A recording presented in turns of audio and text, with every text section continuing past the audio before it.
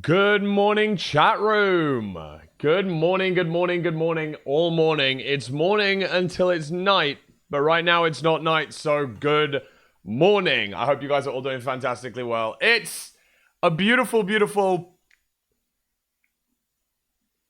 Thursday. Oh my god, I forgot what day it was. That's really embarrassing. I hope you're all doing fantastically well. Hello, hi everyone, hi. Good morning, good morning, good morning. Yeah, happy Thursday. I kind of forgot what day it was for a little bit there. It's cool though, because I'm excited because I am taking Sunday off. Yay! Rare Fulham day off moment. That is gonna be a fun time. Jellycation, thank you for the 15. Ro, thank you for the 28 months. Area Bean, thank you for the first. And Sheep, I'm literally in a black hoodie with a little bit of embroidery, nothing special, and black tracksuit bottoms. It is very, very basic fit today. I'm in Adidas socks and sliders as well. There you go. It's kind of basic. It's chill. I don't really mind. It's very... Black is cool. It's very cool. How's your foot? My foot is... It's... Okay, it's alright. I'm able to walk on it, so it can't be that bad. Right, guys? That's the rule of thumb. I think that's the relative rule of thumb. I think that is good enough. Wait, hold on. Beautiful. Thank you, Twitch, for my perfect, for my absolutely stupendous Discord thumbnail. No, thank you so much. No, that's great, actually. No, that's awesome. That's really great. Thank you. No, that's beautiful. That's beautiful, Burger. That is absolutely fantastic. I'm over the moon.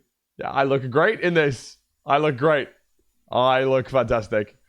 They're not yelling at us anymore? Wait, is that true? Oh my god, yay, they deleted the they deleted the capitals. Nice. That's actually sick, because they've had that for a little while now, so I'm glad that they're no longer yelling. Ah, that's nice and relaxing. Oh, guys, before I get into the MCSR ranked hidden rules, because I want to talk about this, because, again, for all of my for my mid-offs viewers, for, like, the players and the people that are watching and helping maybe their streamer early on, like, you might have... you might be watching someone or whatever who doesn't know some of these rules, and it could help them out, right? So I wanted to show that off, because I know that a lot of people aren't as... I don't know. If you're newer to ranked, you may not know the intricacies of, like, the hidden rules and stuff. Can I put some more chill music on for a bit? Jesus. A little bit too loud. Thank you, Emily Bem. But yeah, there's some, like, hidden rules and stuff, but... First and foremost, I need to show these off before we go any further. Before we go any further,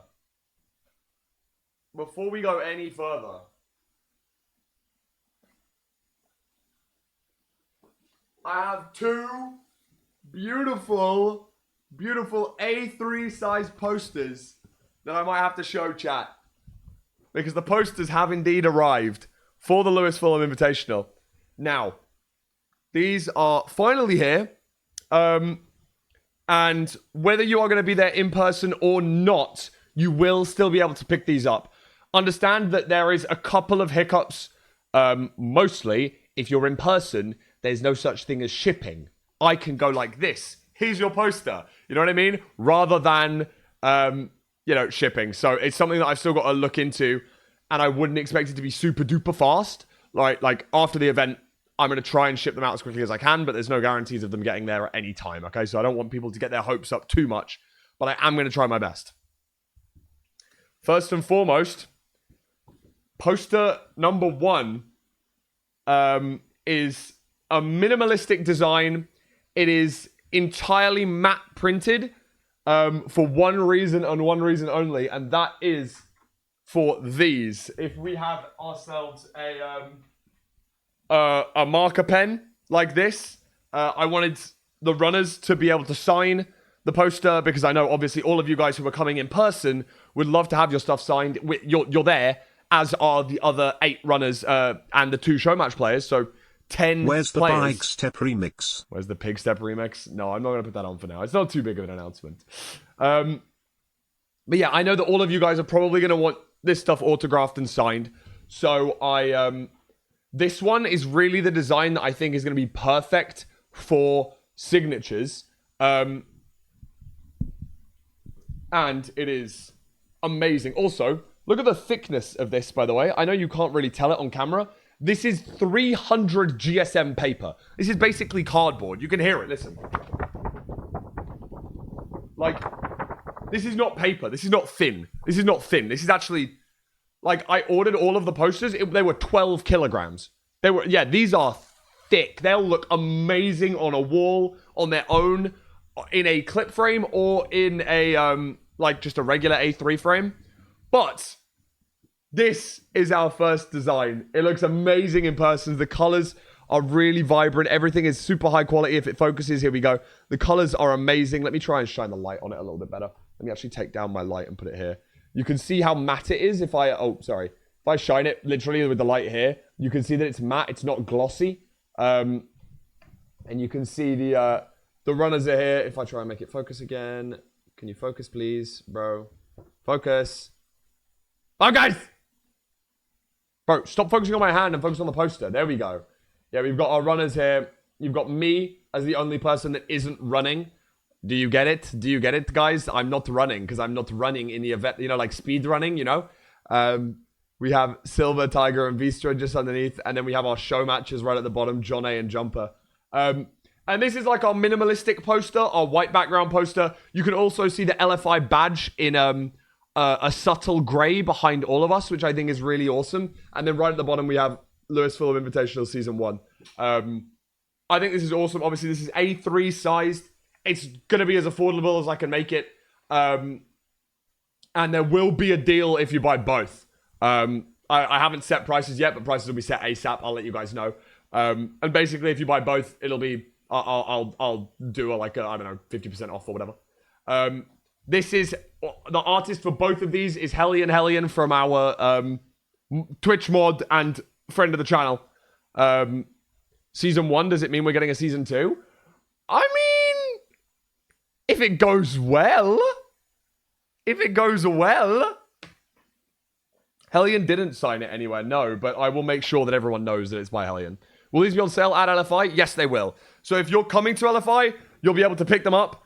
Obviously, you won't be charged any shipping or anything like that, so it'll be cheaper for you if you get it there. Equally, if you've got a friend going, maybe it's worth them picking it up for you because it might be cheaper for them to do the shipping part and then maybe ship locally. Could be something you'd want to look into if you've got, I don't know, you've got a friend that you know is going over to LFI from your country or something. It's probably cheaper to do like same nation shipping rather than something along the lines of like me shipping it from the UK to your final destination. You know, I know that we've got quite a few Americans coming over. If you guys are friends with some of the Americans that are coming over, maybe it's worth you sending them some money and then they pick it up in person. Then they can bring it back with them in a suitcase or whatever. It'll save you on shipping costs. That's what I was thinking. This one, yeah, very minimalist design. We wanted to leave as much space as we could so that we can sign the posters as best as we can. I really love that my camera looks amazing when there is any good white balance. Look at my face. Look at how, like, good... Like, this is an accurate color of my face. And then when I take away the white poster, watch my white balance. Are we for real? Are we for real? Like, this is so stupid. I put the poster back up. Watch. Perfect white balance. My camera looks literally 5 times better. I hate it. It's actually disgusting. Because white balance is based on my face. Because it's like the whitest thing in the room. But as soon as I hold a bit of paper up next to me, it goes, oh, wait, your face isn't like monochrome white. We're trolling. We're actually trolling. This is crazy. I'm not actually ghostly pale. No, I don't actually look like this. Look. That's a lot more yeah, anyway, this is our poster 1. I wanted to have 2 entirely different designs for the posters. I wanted to think really outside the box for both of them because I wanted them to look unique. And then if I was to put this on a wall, like, look how it looks far away. I think that looks really cool. The LFI subtle badge in the background, you can almost see better from a distance, I think, than really up close. You see the badge. I think it looks really nice on the wall. Also, you can see all 10 runners and myself right in the middle. I think it looks awesome. I hope you guys like poster 1. The colors really stand out as well. There's quite a few. There's quite a few pinks on here. There's a couple of blues as well. Then John A looks like a fucking minion. Look at his color scheme, bro. He looks like the lol, bro. He looks like the lol emote. Why are you smiling like that? Can you see how detailed these drawings are, by the way? Oh, please focus. Please. Bro, focus again. Come on, focus, please. Bro, okay, I'll take it away, and I'll bring it back. Come on, focus. There we go. Look at, like, how highly detailed all of these drawings are. Come on. Bro, it focused for a second, and then it stopped focusing again. Come on. Come on, camera. Come on. You can do it. Come on. You can see there's... Oh, bro, it just looks blurry on camera. It's just so annoying. There we go. You can see all of the details. Look at Silver's flowers. Look at Raoul's flowers. Okay, it's just gone blurry again. Okay, beautiful. Beef salad with the seal hat and the glasses and the chain on the jeans. Little Mungie with a tie. I love it. I really, really love this one. But I'm going to be honest. The other one looks better. So this is our design 1. This is our minimalist one, which I plan on getting as many players to sign as possible. But I'll be honest. In my opinion, number 2 looks even better. Now, the design of this was based on movie posters. Obviously, movie posters usually very dramatic, very beautiful, as awesome as can possibly be. And again, this one is also 360 GSM, A3 size, big piece of art. And this is stunning. It's stunning. So this can also be signed, but it's a lot more colorful. So I think the signatures will look better on the other one. Not saying you can't get this one signed. This one is also matte, so that you're able to have the signatures on this one if you'd rather. I know that not everyone will want to buy both, but I am going to make sure that it's going to be like substantially cheaper if you pick up 2 rather than picking up 1, or picking them up individually. It's probably going to be in the region of like about... I need to double check this because I need to see what Max GG sold his for, and then I'm basing it around that. And I know that his were very reasonable at his event because a lot of his community were really grateful for them being reasonable. And I just want to double check what his price was, and then I'm going to base it around that. But yeah, movie poster based design. In case you haven't seen exactly what kind of movie poster we were looking like. Movie poster template.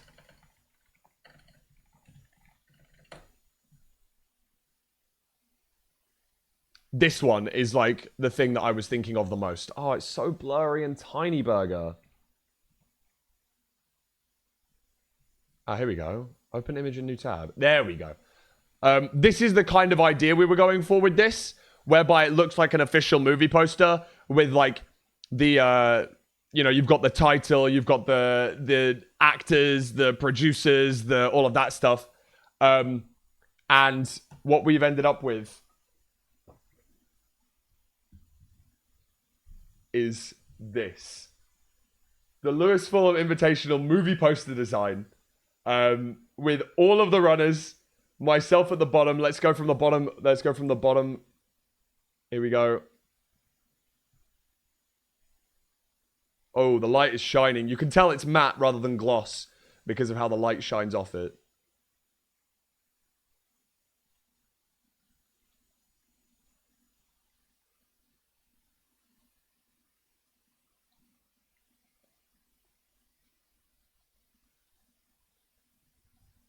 So yeah, thank you very much, Hellion, for the art of these. They look amazing. Why is BBM so small everywhere? We asked him, hey, do you want to be like a person or do you want to be a little Mungie guy? And he said, I want to be the little Mungie guy. And so we drew him as a little monkey guy. Yeah, this is fantastic. I absolutely love this. And also, it is in a matte finish, as you can see. Rather than it being super glossy, it is very scribable. And there are some light points probably in the middle of the poster. But obviously, this one's a lot more dark, a lot more colorful. And I love the bottom part where we've got the text here. Obviously, Civianox Production. Thank you so much, Civianox, for helping out. You are head of production. I am not on production. I'm just the host of this tournament and all the runners at the bottom, which I really, really like. Yeah, these are my favorite. This is my favorite. They're all amazing. And the plan of action is for those of you who are going to be at the event, you can obviously pick these up. If you're also not at the event, you should be able to pick these up as well. So let me put that down very carefully. And those are the LFI posters. Obviously, also as for like other merchandise, we have these boomsticks that are going to be included with they're already included with every single ticket. So these you get for totally free just by showing up. You can't get these online. They're exclusive for if you were there. And in the crowd, obviously, we'll be able to make some noise with these. I love these. They're awesome.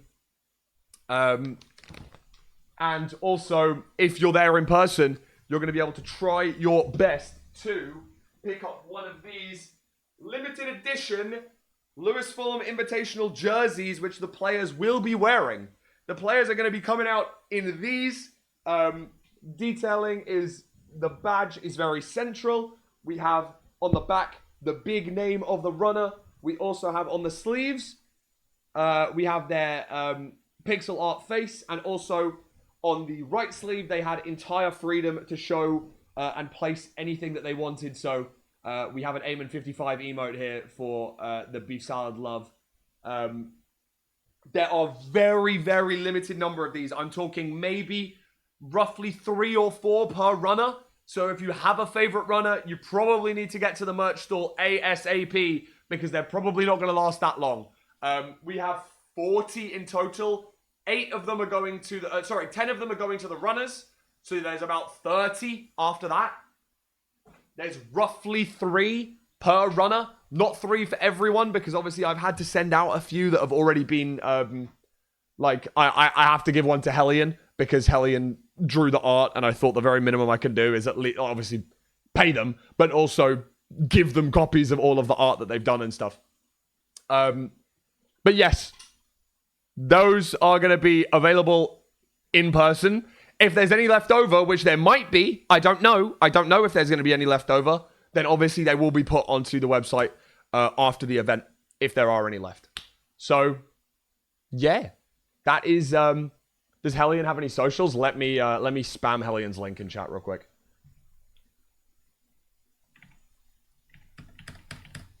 This is Hellion. This is our goat. This is our goat and mod and friend of the channel, Hellion. Yeah, there's so many amazing MCSR artists, but I've always wanted to commission Hellion for something, and this was like the perfect opportunity to.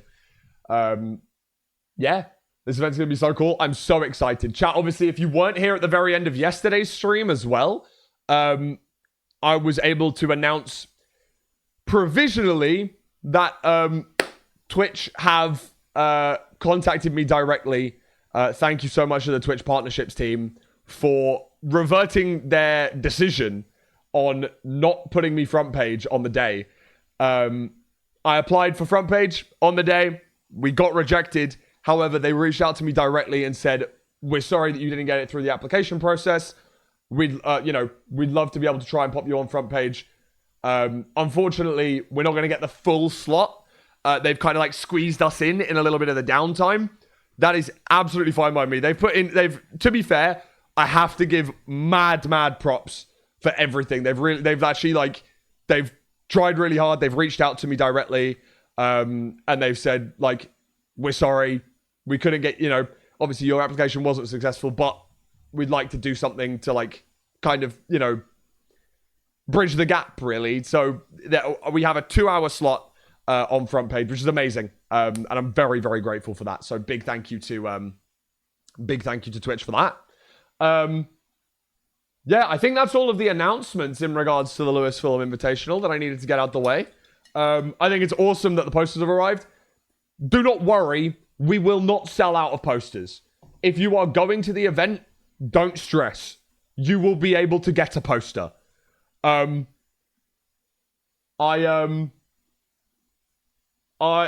we've sold out of the event, by the way, if you guys didn't know. And I believe there was 130 tickets, and I reserved 10 for plus ones of like friends of mine who were going on my behalf. I definitely got too many posters.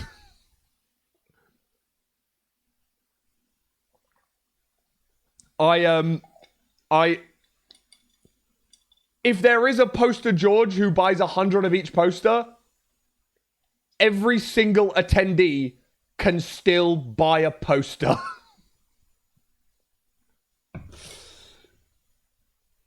I got a lot of posters in case. Right. Okay. I'm thinking, right, look, people want them online, people want them in person. What's the worst thing that's going to happen? Everyone in person wants one, and then I have none to give to the online crowd. That wouldn't be fair. So what did I do? I bought enough so that everyone in person could buy 2. But obviously we have 2 designs, so people might want to buy 2. So I made it, I ordered enough so that everyone in person could buy 4. And we'd still have enough.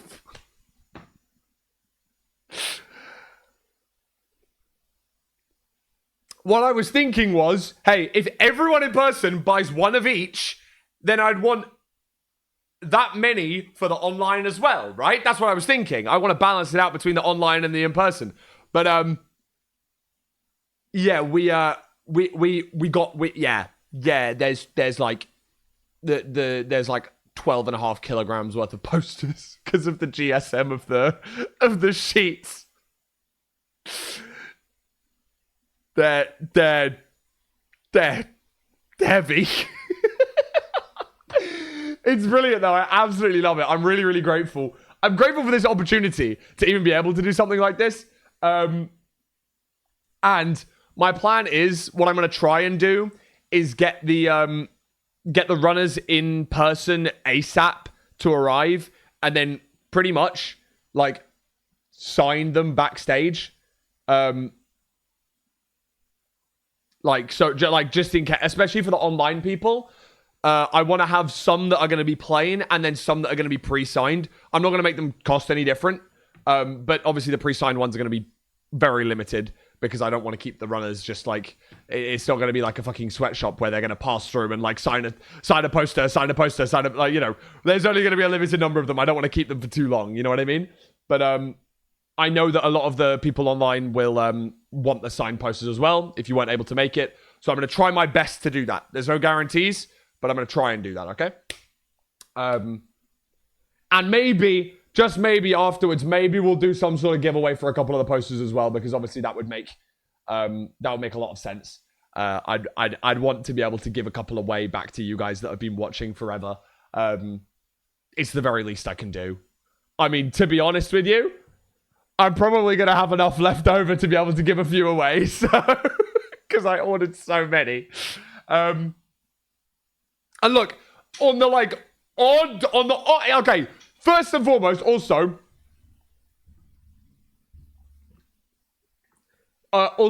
Crazy Guy, I think they might actually be 270 GSM, specifically, not exactly 300. So there's 300 posters of each. So we'll be all right. If anything goes wrong, I'll just order more. Like, don't worry, they won't sell out.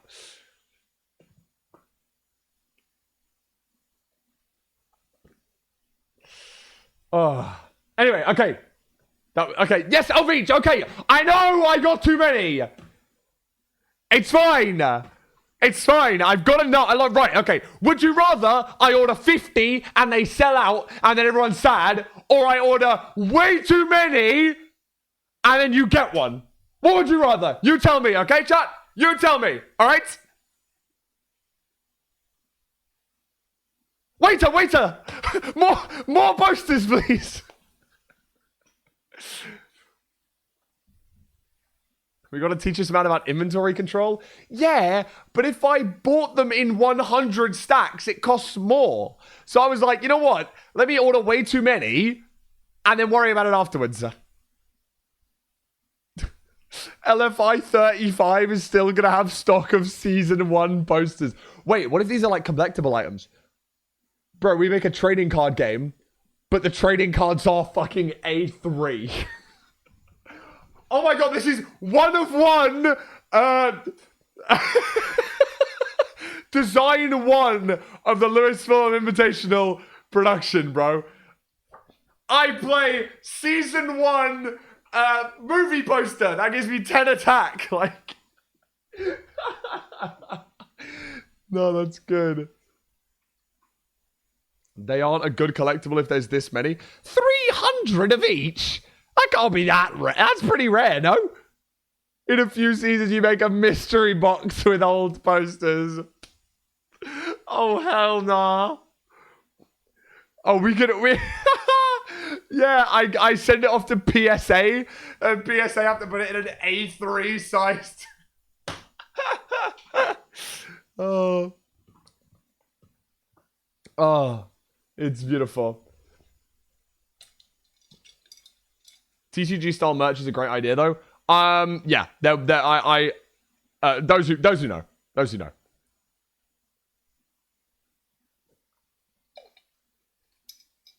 Creo cards get in touch with MCSR ranked. I mean, we got like Creo cards sponsored MCSR ranked season 4. It's like one of our only ever MCSR ranked sponsors. Will you sell excess? Yes, there is excess. I purposefully bought excess so that there will be enough for the event and then enough for online as well. So if you guys want to pick up one of the posters online, you'll be able to. Don't stress. Yeah, that's that, I think. Bro, Lewis Film Invitational trading cards, I need to have at least 2 seasons so that then you can have some from season 1, some from season 2, you know, put them into it, you know, like seal them in a pack, you know, 6, and then we've got some holographic ones. Wait, that could actually be kind of cool, no? Wait, hold on, actually, is that a really good idea for maybe like season 2? Should I make a trading card game for Lewis Film Invitational? You get the one of, like, there's like 5 holo hacks cards that are signed with season 1 art. Because, like, you know, or like gold foil for the winner, and it's like 1 of 1. Oh, wait, no, this is a really good idea. Wait, no, this is a really good idea. Hold on, wait, no, actually, I'm freaking out. No, this is actually sick. Wait, no, okay, I was just trolling, but, like, this is actually a sick idea, no? Like, they're signed as well. Oh, wait, no, this is a really good idea. Like, the season winners, and the art is based on, like, things that happened at the event. And there can be, like, common consumables, like, fucking season 1 boomstick and stupid stuff like that. Like, any in references, like the trophy breaks or something, like, broken trophy is, like, a common card. This is actually a really good idea. Wait. Why do I really like this idea? This is a really good idea. I need to write this down. Hold on, let me write this down for next year. LFI Season 2 trading card game. Trading card game in quotation marks. Kind of trolling, but actually could be low-key heater. No? Question mark? If you guys don't already know, I have my own Discord server. There's nothing crazy in here, right? Can I show all of this?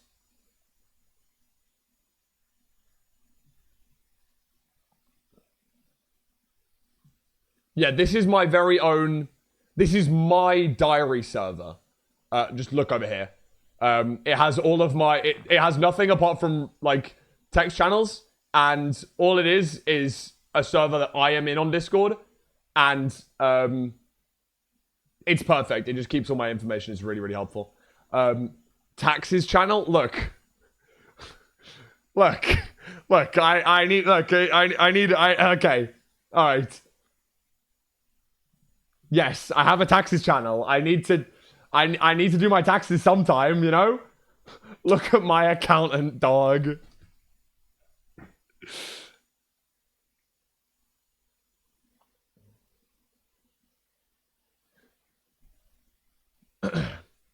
It's a really great idea. Also, if nothing else, the channel I use the most in here is called Phone to PC.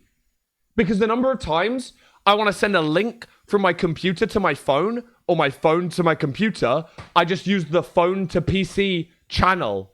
And all it is junk, but the most recent message is either a copy paste or a link or a photo or something that I need to send from my phone to my PC. And the easiest way for me to do that is Discord because I always have it open on PC. It's actually so genius. Professor Bai, good luck. Good luck. I saw your tweet. I'll make sure to tune in later on. Good luck. Tony, hello. Hope you're doing well. I don't believe that people that I don't believe people that don't do that. Dude, I know. Like, I had some clunky setup before. I used to use Twitter DMs. There's actually an app on here that, like, you can, I think there's like a Chrome extension that you can download that, like, pings it to you. And everything was so clunky and awful and, Sometimes I'm just, hey, Grabu. Thank you. Thank you for the sub. It's a bit of a sticky one still. Yeah, I used to, like, try and send the stuff from my PC to my phone, and then I never really found a good way to do it backwards.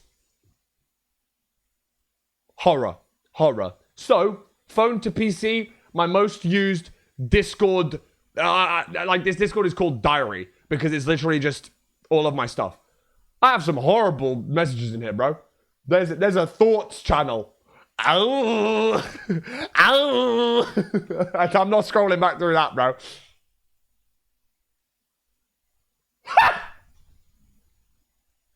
Sorry, I just opened the thoughts channel. I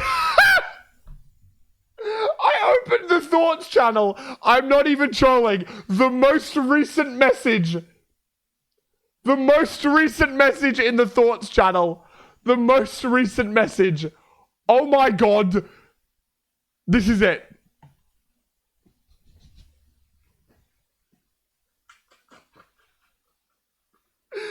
W thoughts. Actually, no, this is heat.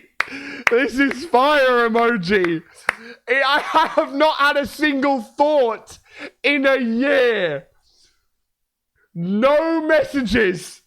Not a single message since December 2024. I've not had a thought.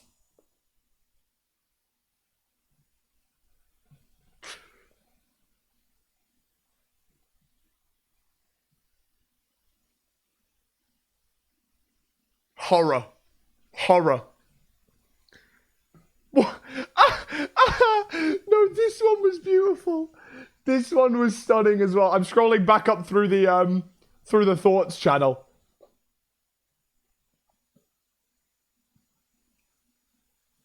This one's actually heat. This one is heat. In the thoughts channel, 8th of March, 2024. This was during the Tubathon. This was Tubathon. Hold on, I wonder if I can pinpoint the stream. Twitch tracker. This was definitely about the Tubathon as well. It is, okay, Tubbo streams. It was 8th of March, 2024. March the 8th. This was the first time that I'd properly hung out with Tubbo and them lot. Oh! No, that makes sense. 7th of March, 2024. 8th of March, 2024. It was at the end of the 7th. So it was like here. And it's to those who know. It's to those who know. It's to those who know. I remember There's a queue outside still. Wait, I remember why I sent this message now. 100 people. Because the message, the message that I sent in my thoughts channel, which, bear in mind, this is a Discord server which only I am in.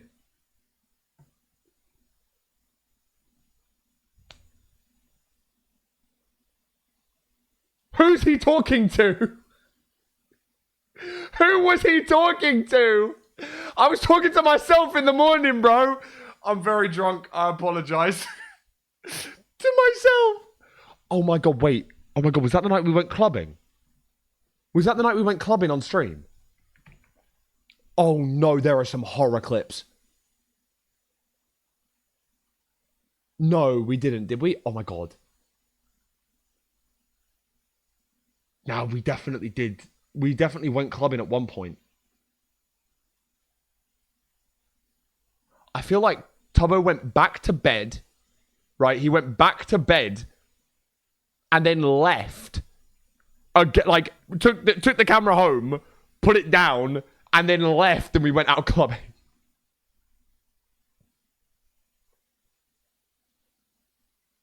I don't know if that's true, though. That might have been a different night. That might have been a different night. We definitely did that once, though. We definitely did that once during the Tubathon. Don't tell. I didn't snitch, okay? Don't tell. Also, equally, let streamer have some downtime. You know what I mean? Like, that's hard.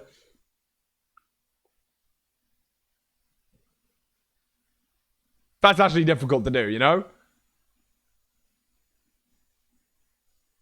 But yeah, those are two of my messages in the... Oh, wait. Oh, I showed stream. Stream, love them. Heart. Hellian's awake.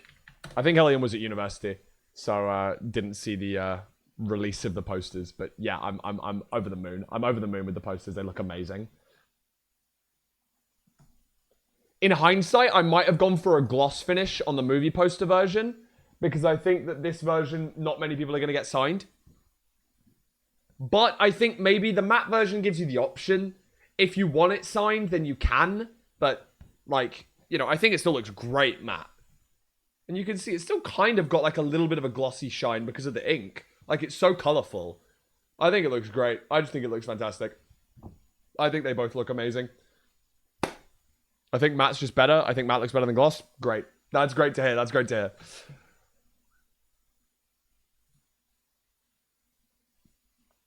If you want it glossy, frame it. I'm planning on it. I'm planning on framing it. There's some space on this wall over here. Now, for those who know...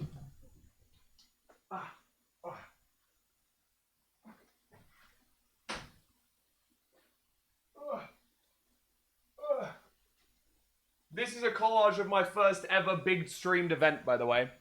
Which is this. The football match that I'm sure many of you watched. It's my most viewed stream on my channel ever.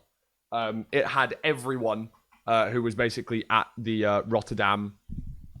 It was basically everyone that was at the Rotterdam TwitchCon. You can see it here. You can actually see the reflection way too much, but, you know, here you go. Here's some of the photos. I think they're awesome. And obviously this was technically the first Lewis Fulham Invitational, really. And yeah, this is ginormous. This is a 2. But yeah, Lauren made me this. It's just a collage of some moments. I love it. So this needs to go up on the wall as well, really. I'll put this back here for now.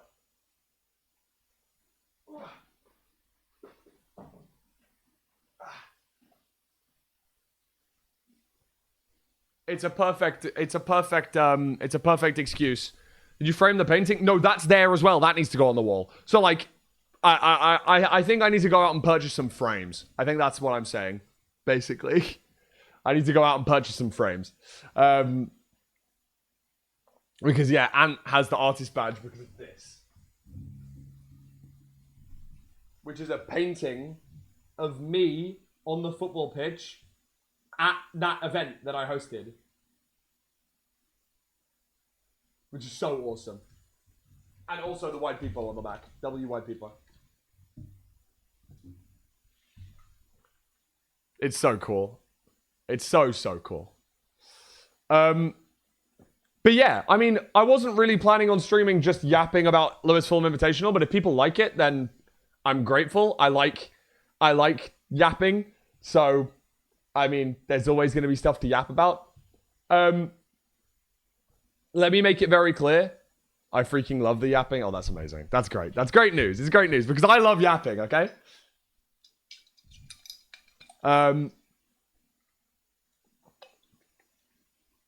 Yapping streams are so fun. I find them fun as well.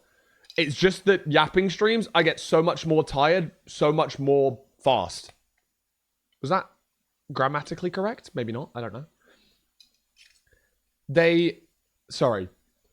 I get tired much faster when I'm doing yapping streams.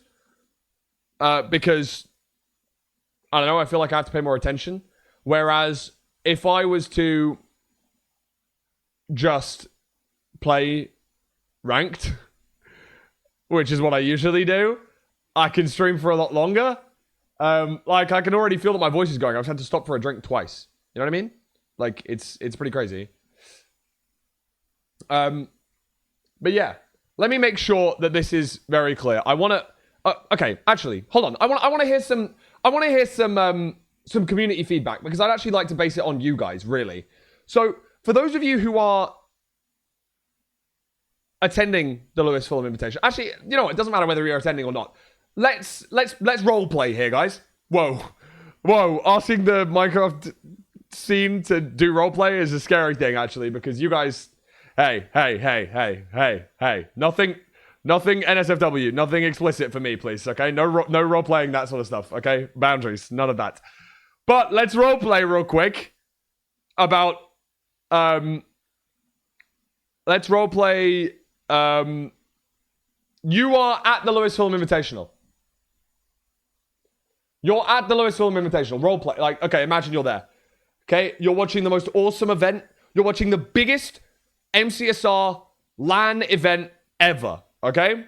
That's what you're watching right now. You're watching this cinema unfold. You've seen an epic show match. You've seen some great communications. You've seen some cinematic shots. We've got a great production team. Everything's going really well. And you wander over to the merch stand, right? And you want to pick up one of these posters. You want to pick up one of these A3 posters, right? And you reach into your wallet and you take out your card, because I do have card machines and I don't think I'll be accepting cash because change is really annoying.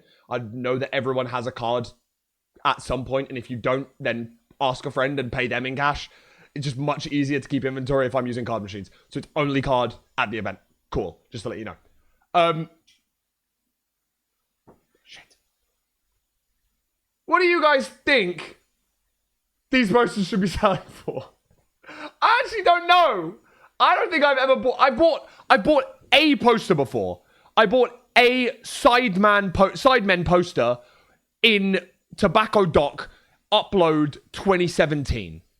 So, bear in mind, inflation has probably doubled the price of what I paid for it. I think I paid £15 for that. And it was like... I mean, inflation's gone up a lot since 2017.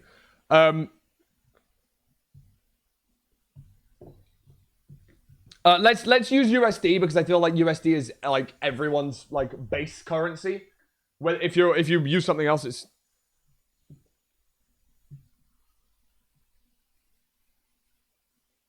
Keep inventory. You said hacks weren't allowed. No, I said fly hacking wasn't allowed. Right, let's see how that whole roleplay thing for just a simple question. Yeah, no, but I'm trying to make you picture you're there, because obviously shipping costs are gonna have to go on top of this, because like shipping costs are gonna be different and varied no matter where you are in the world. $30, $40, $25, £30 for both. 35, is that too cheap? I'm not from the UK. 35 sounds expensive. 25, I'd expect posters to go for at least 20.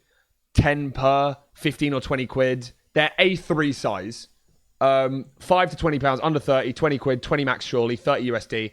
40 I would pay for one, $20 makes sense. Okay, cool. Okay, cool. No, that's good. That's the rough range that I was considering.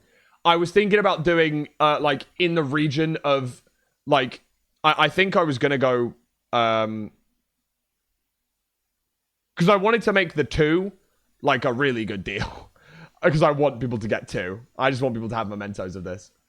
Flyhacking banned, worst day in ranked history. Sorry, Eric, bro. I know you were pushing for playoffs, man.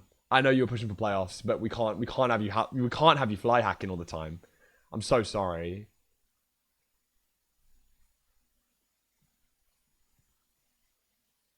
USD to pound ratio, it's effectively 5 to 4. So $5 is £4, effectively. I mean, you can treat it as 1 to 1 with a little bit off if you're paying in pounds, basically. If I have an LFI tattoo, can I have them for free? Yes. Don't do that, though. Please. Don't.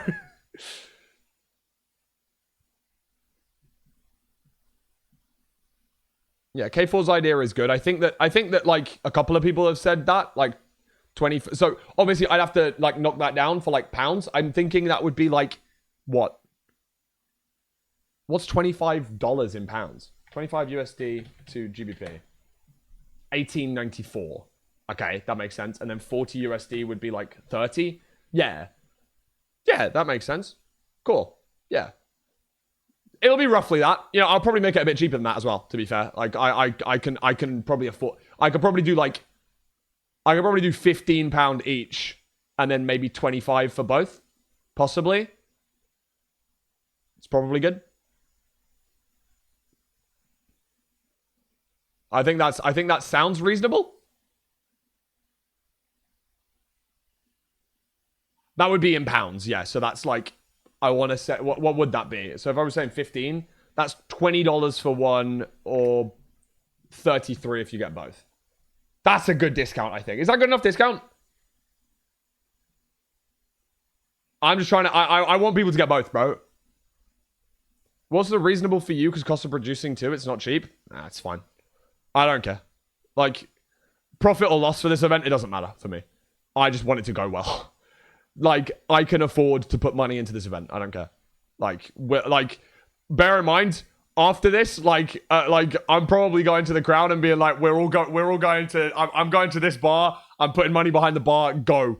That's the ideal, bro. That's the ideal. Please make a profit so you can host another one. Okay, I'll try. I'm sure I will. Don't worry.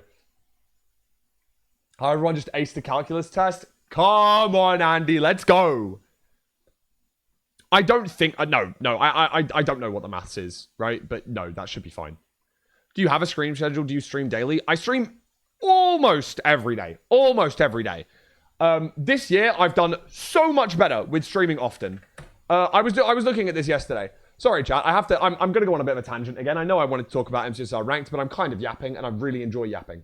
Yesterday, chat, if you were here for yesterday, you were part of my best natural stream ever. Yesterday was my best natural stream ever. Like, genuinely. Like, if you sort my entire streaming career by streams and average viewers, yesterday was in my top 10. And I didn't get any raids. I went through this yesterday, right? LFI, the biggest event I've ever done, is my most viewed stream ever. I'm very grateful for that. That is like something that I hold to very high standards. I'm really, really grateful. Then, Fulham Fridays, MCSR Iceberg. Firstly, big event, but also I got rated by Curryway and Feinberg. So it does skew the statistics a lot. My third best stream ever, my third best stream ever was Mid-Off's training day 1. That's unreal.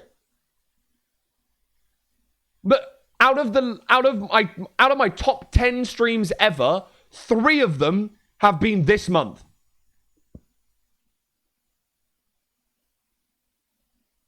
So that was Mid-Offs.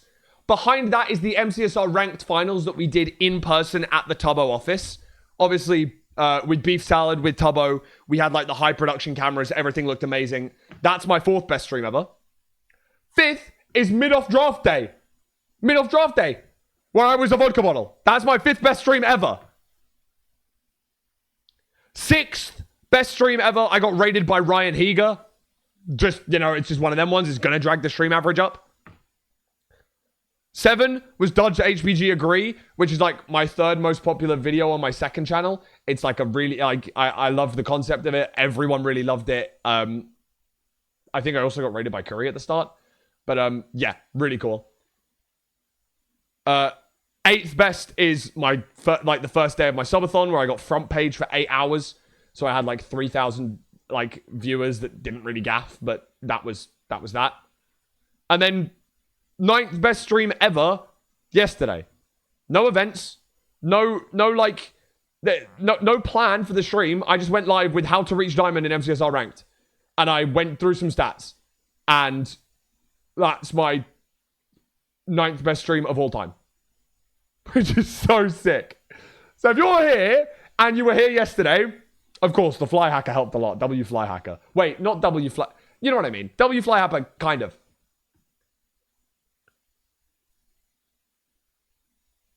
So if you were here yesterday, thanks. It's very kind of you. You're helping me out a ton. And also, this number is going up like crazy. This number's going up like crazy. And I looked at the stats of that as well. I looked at the number of followers I have gained per month, right? Number of followers I've gained per month. That was the only statistics I was looking at, okay? You know, basically, it doesn't actually matter. The number of followers you gain actually don't really Twitch don't really care about that. You know, it's not a massive deal. It's cool to, if you're pitching the idea to brands and stuff, hey, I've got this many followers and whatever. Oh my God, flashbang. Sorry. I ordered the number of followers I've ever gained in a list per month. And as of yesterday, November 2025, I've gained the most number of followers in a single month. Yesterday was the 12th of November. There's still 2.5 weeks left of the month. Like, it's already beaten every other month I've ever had on Twitch. This month has already beaten every other month I've ever had on Twitch. And we're 12 days in. 2.5 months left in the month. Yeah, so look, man, I just wanted to say a massive thank you, bro. I just wanted to say a massive thank you. I just wanted to say, like, this has been sick. Thank you, Midoffs. Thank you, Tubbo. Thank you, Pangy. Thank you, Roz. Thank you, every other competitor. Thank you, all the commentators. Thank you to everyone that's watching. Everyone that's transfused over from other parts of the community. Hi. I'm grateful for you being here, bro. Could be from all that Fulham hate from John A. Yeah, look, hey, man. John A does hate me, bro. Like, that's the truth, bro.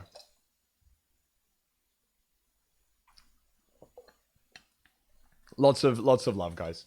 So, now I've done a lot of yapping and a lot of thank yous for yesterday. I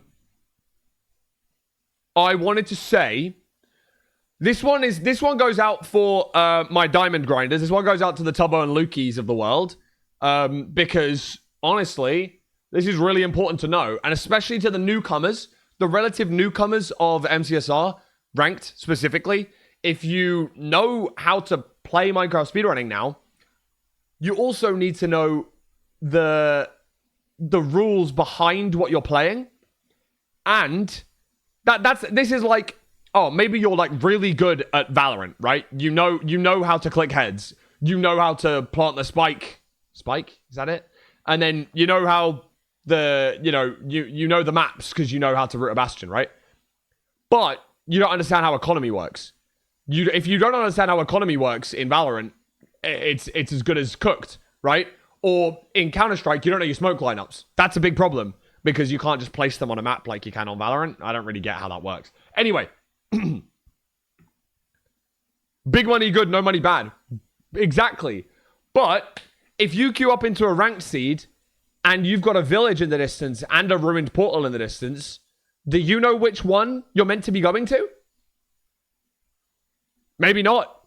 And if you don't, you're missing out on valuable time that other people will know what to do with. And there's a lot of these, there's some of these like hidden rules, right? In regards to MCSR ranked specifically, that wouldn't be a thing in RSG. Because obviously in RSG, you're just getting random seeds all the time. Every time you reload, you get a random seed. Random seed, random seed, random seed. In ranked, there's a specific filter that takes the billions and billions of seeds and narrows them all the way down. Which definitely means you should know what that filter does. So, let's talk about the hidden rules of MCSR ranked. Now, back in the day, we used to have this, flashbang.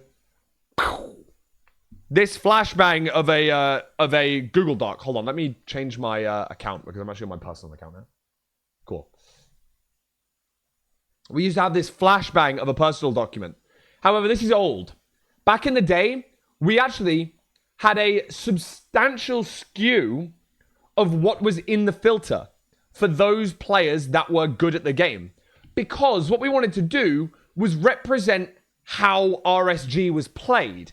Now, random seed glitchless, the way people play random seed glitchless is you go and you open up multiple instances of Minecraft and you reset them all until you get ocean seeds. Specifically, you're looking for buried treasures. Buried treasures are 95+% of the top level of Minecraft speedrunning officially on the speedrun leaderboard. And back in the day, we used to skew the filter so that it gave you a majority buried treasure and shipwreck seeds. To the point where if you were in 1800 elo or higher, then 80% of your seeds were ocean. This was true until about season 4. This was true until about season 4 of ranked. So if I go to MCSRrank.com, MCSRrank.com/stats, and then we track back here. We track back to season 3, let's say. We scroll down RAL. Look at how often you see the buried treasure and the shipwreck as we scroll through these. RAL finished in position 1. Look at how often we see the shipwreck and the buried treasure. BT, BT, shipwreck, BT. Different. Shipwreck, different. BT, different. Ship, different. BT, shipwreck, BT, BT. Different. Ship, BT, BT, BT. Village, BT, shipwreck, BT, BT. Look at the amount and the sway of what used to be buried treasures and shipwrecks. We used to play ranked with a filter that changed the seed types to be heavily skewed 80% to oceans, 45 BT, 35 ship. But that is no longer the case. For everyone above 1200 elo, there is a 20% chance of each seed type now. Rather than it being a skew towards ocean because we wanted to represent random seed glitchless, if you're above 1200 elo, everything is possible and everything is equally weighted. 20% distribution in every single seed type. However, for the Lukies of the world, for the Tubbos of the world, that is not the case. If you're between 0 and 600 elo, between 0 to 600, you get 55% of your seeds as a village. More than half of your seeds as a 0 to 600 player are village seeds. Now, that is actually quite important because to skew the things to village, if you're 0 to 600, you can't get Ruined Portal. Now, everyone knows at 1200 you unlock buried treasure. But what people don't know is at 600 elo is when you unlock Ruined Portal. That's something I think a lot of people didn't know. I didn't know that. But in 0 to 600 elo, you can't get a ruined portal. That's actually something that we didn't know, like I didn't know was a thing. But if you're that low in elo, you don't get ruined portals. You get 55% village, 30% shipwreck, and 15% desert temple, which I'm surprised about. Because in my mind, shipwreck is substantially harder than desert temple. Yet shipwreck is weighted twice as much as desert temple for our lowest elo players. I mean, look at mid-offs. Look at how frequently we saw desert temples being picked by the players. Why do they feel confident with desert temples? Magma ravines are hard. Shipwrecks provide you a constant and non-increasable source of food. There's only what's in the food chest. You can't get anything, like, you're not getting anything else.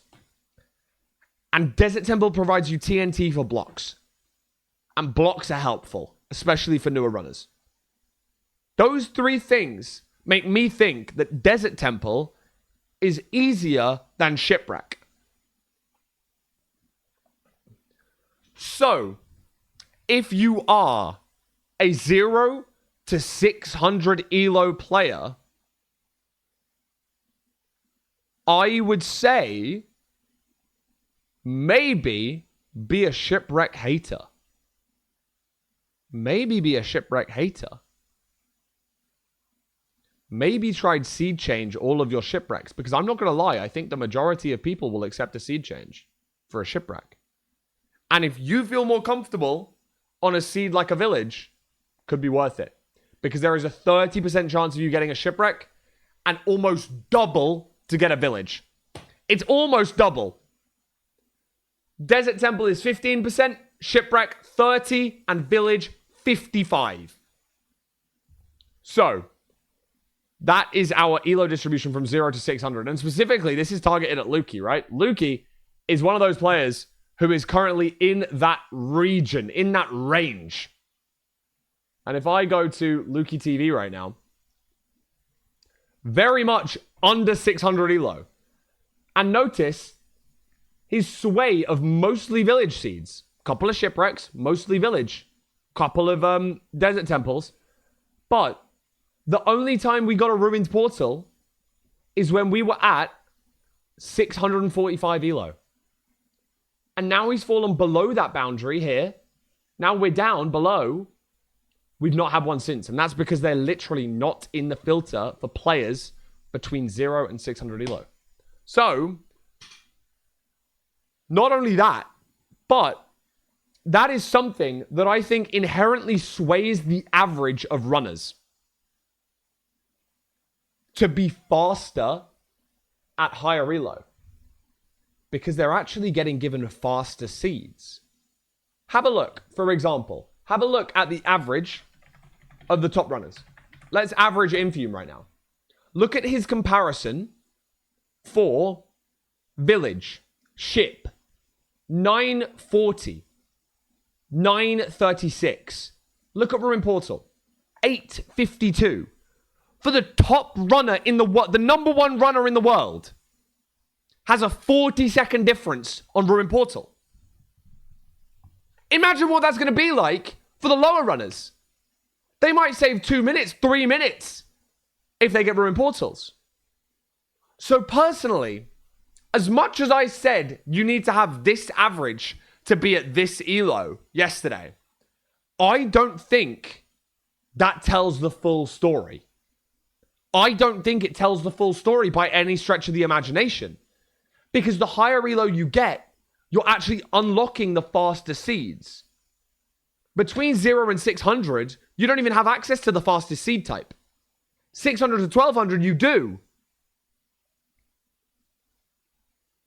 And that's just one of those things that I think is maybe underappreciated when we look at the averages. Because RP is clearly the fastest seed type. And, you know, let's look at Dugile, who's currently second in the world. Let's see if his average is fastest on RP. Obviously, we're cherry picking here, but I'm just having a look. RP, 849 average. Everything else above 9 minutes. Let's have a look at third place, EDCR.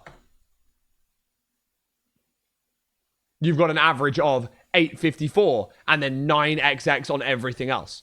There's a substantial difference in how fast they're running those seeds. And Ruin Portal is faster. So, it's one of those hidden rules, right? As much as you know the distribution of the seed types, something that you don't see is what's not distributed. And those Ruin Portals at under 600 elo are probably hurting those people's average. So maybe, just maybe, Lukey wouldn't have quite as slow of an average if he was able to play those Ruined Portal seeds. That's one of those hidden rules.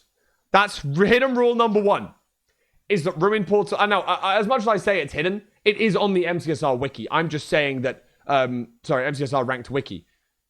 I'm just saying that I don't think a lot of people know it. That's what I mean by these hidden rules, right? There's hidden rules of everything. That they're rules because they're rules and they're written down somewhere. But I don't think actually most people know that. I didn't know that. I didn't know that until today. I don't think I knew that under 600 elo players can't actually get Ruin Portal. And now once we move up to 600 to 1200, it is 30% village, 30% ship, 20% DT, and 20% Ruin Portal. And then once we're above 1200 elo, everything is boom. Everything is split up into 1/5. This is like max cope. Like people below 600 only have bad averages because they don't have Ruin Portal. That's not what I'm saying at all. Hello? Just because I like pancakes doesn't mean I don't like waffles. I'm saying that 600 elo players will be faster on average if they play Ruin Portals as well. I'm not saying it's the only reason they have bad averages. They have bad averages because they're 600 elo. But I'm saying it's not representative of what they are able to do if they had 20% of everything. Don't get it twisted. If they had buried treasures, they wouldn't even be able to find them, probably. But if you gave them Ruin Portals, I would presume that their averages would go down. Netherite players only have good averages because they lose if they don't get sub 10. True.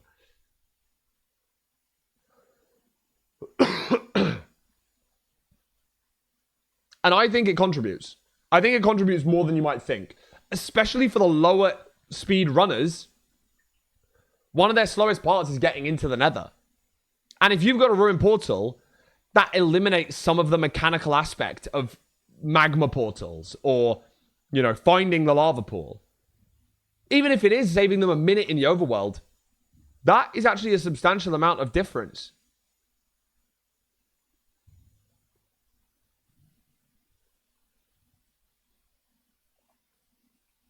When would you recommend actually starting playing ranked? Learning Bastions and 1 cycles right now. Is it worth playing without Ninja Brain Bot? Personally, I would try learn everything first and then go into ranked casual mode. There's obviously a ranked mode on ranked and a casual mode. Play in the casual mode for a little while. You know, that's where you can start learning stuff and making everything go into order. But yeah. A minute is massive in the lower elo. Yeah. And RPs aren't exclusively low food seeds. That takes me on to... what do RPs actually do? Ruined Portals are consistently seed found for. It doesn't matter that they're just enterable.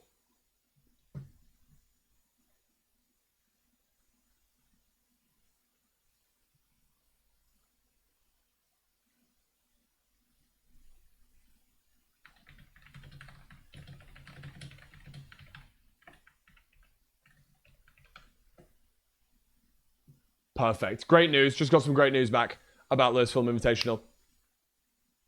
Fantastic, beautiful news. Apologies. Ruined Portals are special, right? Ruined Portals are specifically seed found for. They always spawn within 3 chunks of where you spawn. And one thing that I think people forget about, right? Because people are scanning in all different locations. Ruined Portals, and for that matter, every single structure that you have in the overworld that is officially seed found for. Obviously, you might have multiple structures, right? Maybe you're playing a desert temple and you see a village in the distance. But every intended structure in ranked, every single structure in ranked in the overworld that has been seed found for always generates in the positive quadrant. And this is, again, one of those things that I think that the lower elo players in the community might not know.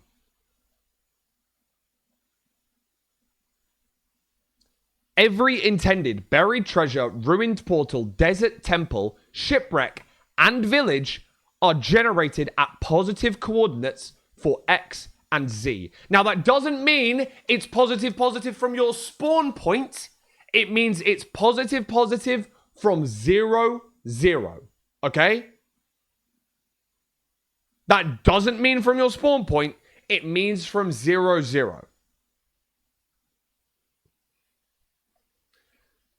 And that is in the filter. That is within the filter. That every single... I don't think so. It's... Link. It's there. It's in under every single one. I know what it says. I mean, yeah, that's the thing. I believe it's true. Obviously, there's times where you can get multiple structures. And multiple structures are...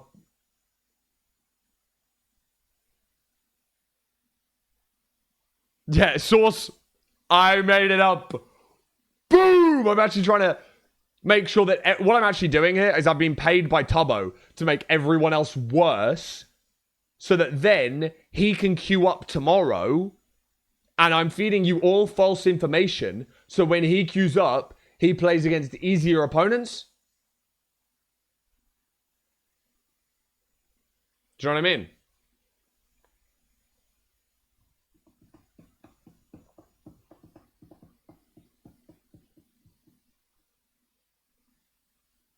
No, I just don't think that's true, Ryan. I think that it can still be negative from your spawn point. And yeah, if you spawn at 200, it can basically be anywhere in the pos quadrant. But that's the point, I think. You can only filter it so much.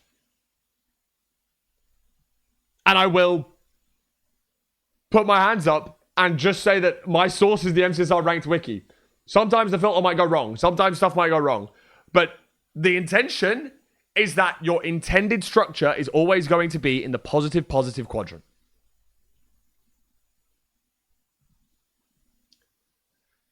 And for other stuff, the village always spawns within 7 chunks. Shipwreck always within 4.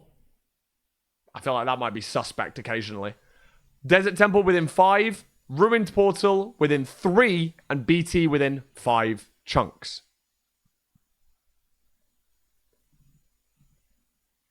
Is there anything you can do to determine intended structure if there are multiple structures in POS?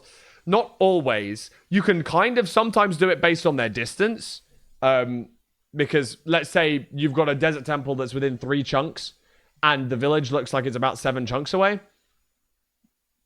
The likelihood is you're obviously going to be in the desert temple, right?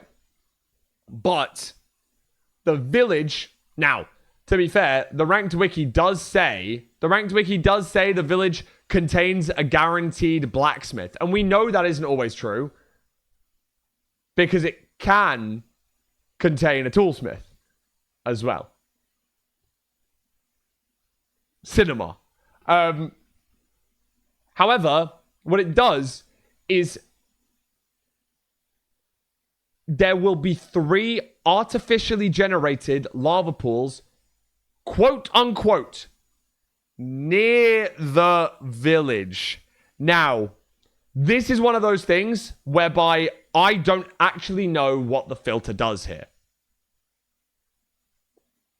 It could be within 6 chunks. I think it's within 6 chunks. I believe that they're going to be within around about 6 chunks. However, if you spawn in a tiger village, this is one of those things that I didn't know. If you get a tiger village spawn, they will always have a 10 obsidian enter. Always. There will also be lava pools, but every single tiger village spawn that you get in MCSR ranked will always have a 10 obsidian enter. It doesn't mean it's a 10 obsidian blacksmith. You might have 5 in one and you might find another with another 5. But they'll always have a 10 obsidian enter. And that's some information that I never knew. Now, everyone knows that the ranked golems drop 4 always. And they'll always be 7 iron. I don't think that's always true, by the way. I think you can enter iron pickaxe lists without, if you have the right number of 8, like 8 plus obsidian. But that is guaranteed. Either there will be lava pools that are generated near the village, or the blacksmith contains at least 8 obsidian with blacksmith lava enterable. Is there a reason why that village specifically has 10 obby? I think the main reason is that occasionally you can get like weird iron golem bugs, whereby iron golem don't spawn in tiger villages because of like the foresty nature of them. So I think ranked have just said, occasionally we'll make you enter with no iron pick, but there'll always be 10 obby. I don't know that for sure. That's my opinion. That's my prediction. I don't know if that's completely true. And occasionally they can suffocate, which is great. It's a lovely overlap. You can go do other things and the golem's dying, bro. Someone's killing the golem for you. It's brilliant. Ah, okay. That's probably the reason, Curtis, because we probably don't filter for that. Sometimes the golem just won't spawn. I'm not 100% sure on that. Don't quote me. It's just my prediction.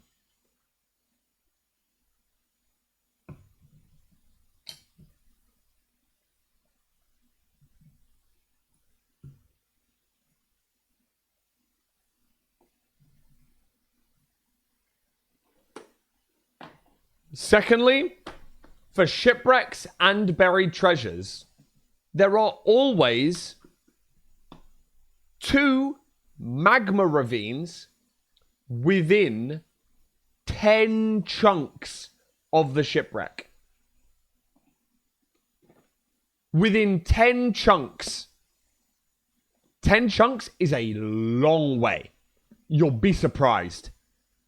10 chunks is nearly 200 blocks. It's actually quite a long way.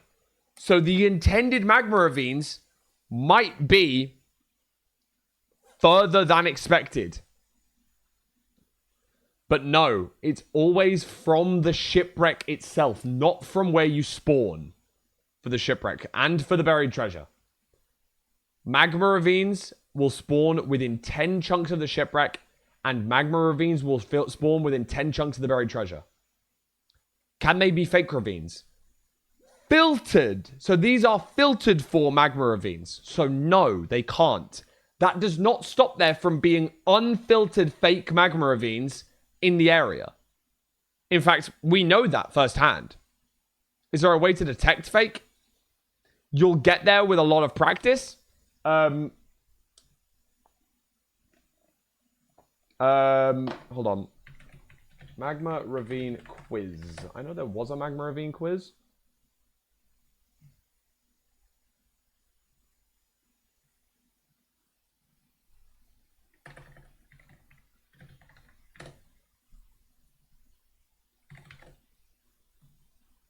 I don't know where it is. Ravine quiz.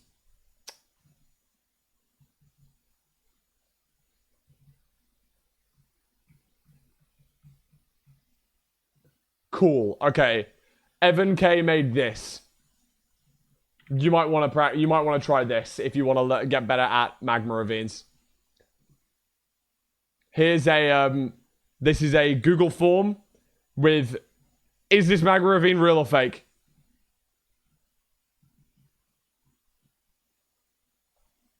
It is so stupid. Why is it important to get a real magma ravine? So when we say real and fake, we mean when you mine a magma at the bottom of the magma ravine, there'll be lava underneath. And that's how we make our nether entry, our nether portal to get into the nether. If there's not lava underneath, we can't make the nether portal. And so sometimes you get these fake magma ravines whereby you go down to the bottom of them, you dig a magma, there's just stone underneath, it's crap. And the way you can mostly detect that is the width of like the obsidian and the width of the ravine itself. So the wider the obsidian and like the more that the obsidian covers, and the magma, of course, then the more likely you're going to have lava underneath. In the same way that lava pools themselves generate like this, right? Lava pools themselves kind of generate like this. As in, the middle part is always going to be deeper and have more magma blocks. However, if it's like a smaller one, you're probably going to have something like that, right? Whereby the middle is the deepest part, but it's not going to be that deep. So, we want our magma ravines to basically look like these sort of lava pools, i.e., all of the obsidian on the top to be quite wide. You know what I mean? Like, we've got a lot of obsidian on the top of it. You know, we've got the magma blocks here. This is like a cross section, right? We want it to be as wide as possible. That means that most likely in the middle we dig under, and there is going to be lava blocks. Okay? Does that make sense? Hopefully that makes sense.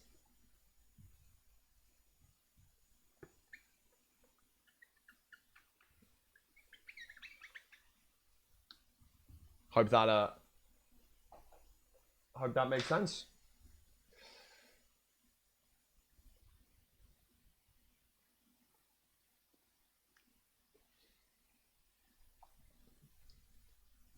Ruined portals. We're doubling back here. We're doubling back to ruined portals. Ruined portals are a perfect 50-50 between ERP and LRP. So we have enterable ruined portals and we have lava ruined portals. So they are a 50-50 between obsidian and bucket requirements. So in 50% of them, you'll be able to enter no bucket. 50% of them, you'll have to use a bucket. That's what the filter says. That's what the filter says. Don't blame me. Don't blame me. I personally feel like obsidian completable ones are more common. But I don't know. The MCSR ranked wiki says enterable with obsidian or bucket 50-50.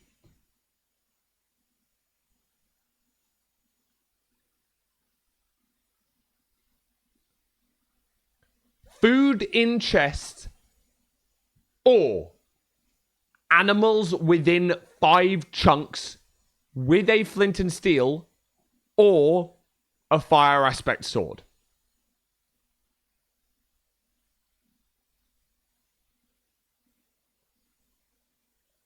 And in every intended ruined portal, there is a light guaranteed.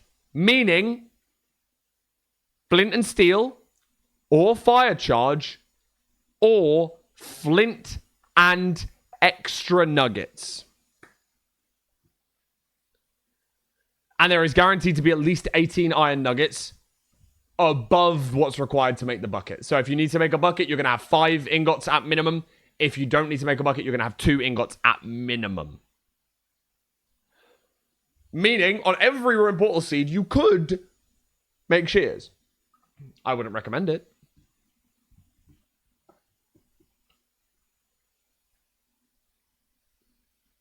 Five chunk animals is bonkers. 5 chunks is still 80 blocks. Like, 80 blocks is far. That's what it scans for. It's not scanning for, like, 2 chunks around your ruined portal. It's 5 chunks. That's actually a long distance.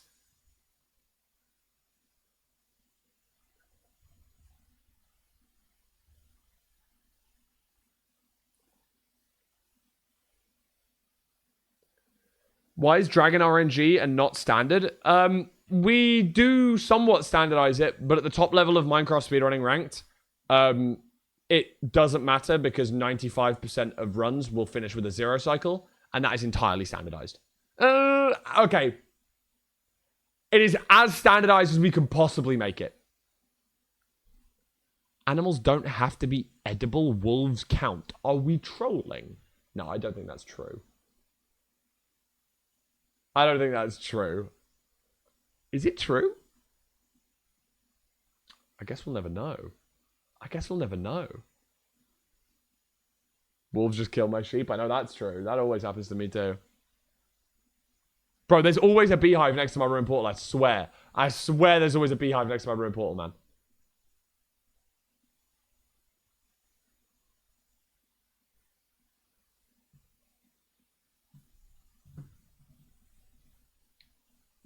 The Desert Temple notes on the ranked wiki are funny. 3 lava pools guaranteed near to the temple. Artificial lava pools look similar to vanilla and are the 3 guaranteed ones. There may be more vanilla lava pools, but the artificial ones are guaranteed. At least 7 iron or 4 iron plus 3 diamonds. Some food in chests. Bracket. Colon yummy colon rotten flesh. Close brackets.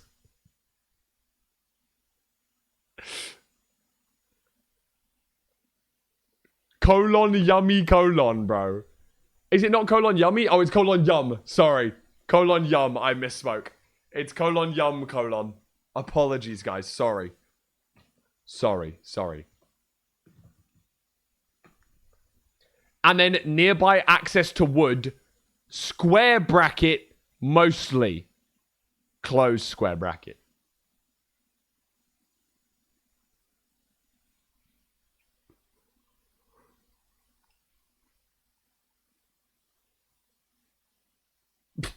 Also, shipwreck chests will not be buried. Square bracket, mostly, ... Close square bracket. Because we know that ain't true, bro. Hi, Meppy. Hope you have a good day at work, mate.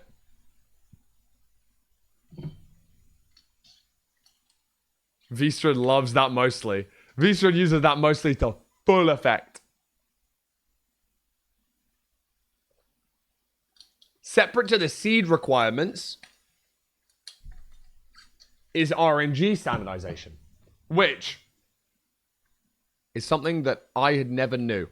Again, it's one of those hidden rules of MCSR ranked.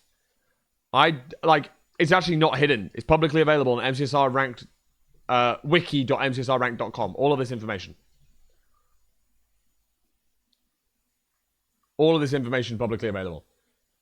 However, did you know there's guaranteed to be 6 obsidian in 8 gold blocks? 8 gold blocks guarantees you to get 6 obsidian trades in the first 72 barters.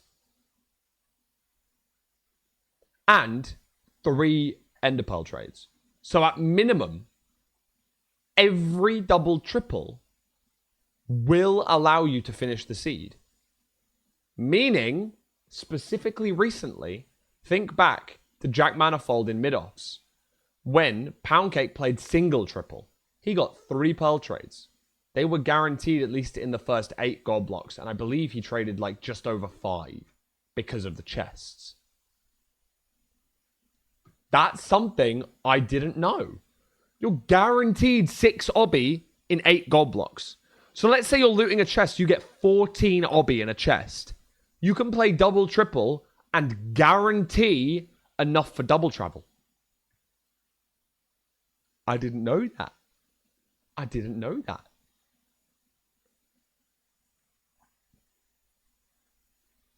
Did not know. Blaze rod rates from blazes are standardized. Ender pearls are standardized. Iron golems will always drop 4. And food drops from animals and hoglins are also standardized. Of course, everyone kind of already knew that. Trades happen in the same order for both players. You probably already knew that as well. If I play in the casual mode for practice, will still be footed in the same rate? Yes, they will. Apple rates, flint rates, and stick rates from their respective leaves, gravel, and dead bushes. They're all standardized. Something that I think I know a lot of the top runners know, but maybe less of the lower elo players.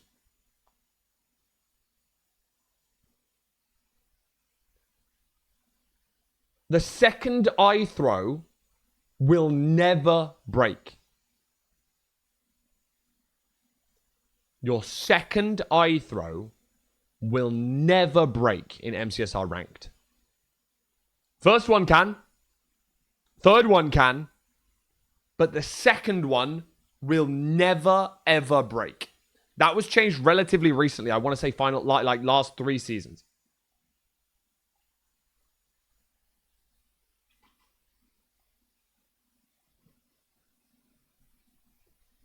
something I didn't know, but I kind of assumed as well.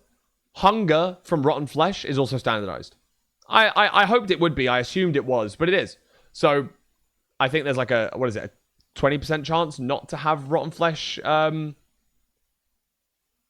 make you hungry. Let's have a look. I can't exactly remember. 80% in chance of inflicting hunger.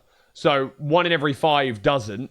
And the order in which that happens is the same for both runners, which is quite nice. It's something I just didn't know.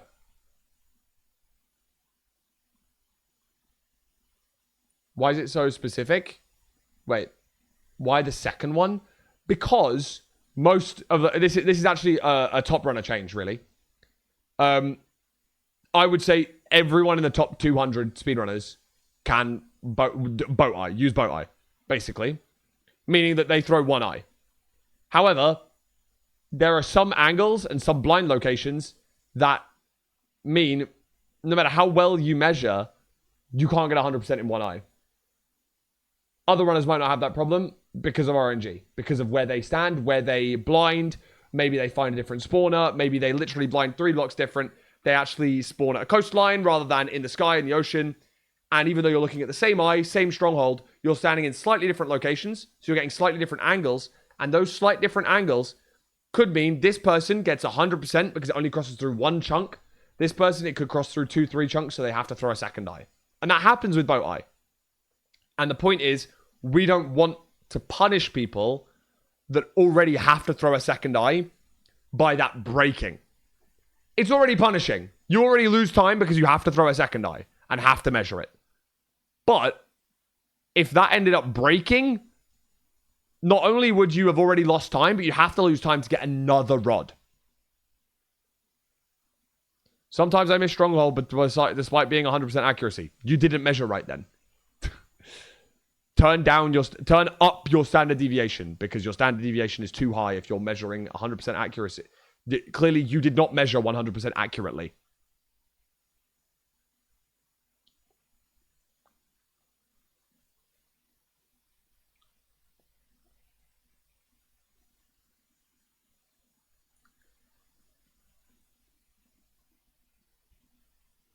Ooh. Wait. I didn't know that.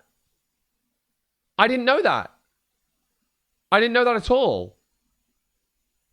Ender Dragon will force perch after 2 minutes 50 seconds of in-game time from the spawned time or the last perched time. The second perch is also standardized. I never knew that. I always thought it was first perch only. That's actually misinformation that was spread. I thought it was that's actually misinformation that's spread. And I've probably helped. I always thought that it was only the first perch that had the force perch. But no. But the first, second, third, or like all of them. It's for every perch. Wow. There you go. The hidden rules that I didn't even know existed, bro. Literally. Exposing MCSR ranked hidden rules. And bro, I didn't even know they were a thing.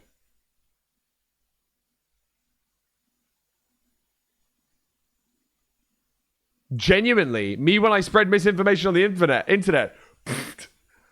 That's crazy. I'm actually the misinformation spreader. I didn't know. There you go. The Ender Dragon will force perch after 2 minutes and 50 seconds from the spawned time or the last perch time.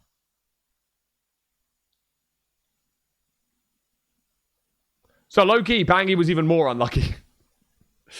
That's crazy.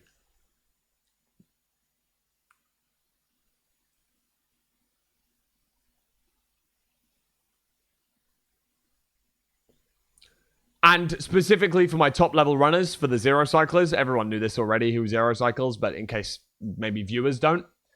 Ender Dragon picked a standard node for zero cycle between 0 and 15 rather than the regular 0 to 20 blocks, meaning that it can still fly away, but the chance is lower and will be the same for all players within the match. So the chance of it flying from a lower height node is lower. So just one of those things that will go straight over everyone else's head in for my non-top runners, but obviously for everyone that is a top runner, that you already know that you can probably push a lower height in ranked than you can in RSG.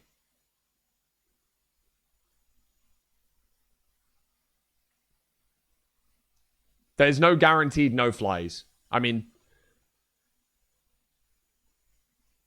it will pick a height that is 5 blocks higher than vanilla, or like technically on average like 1.1 blocks higher, or like 2 blocks higher or something.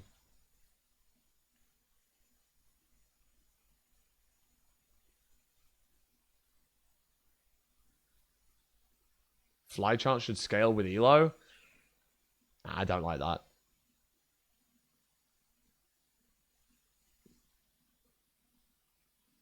The elusive gold zero cycler. True.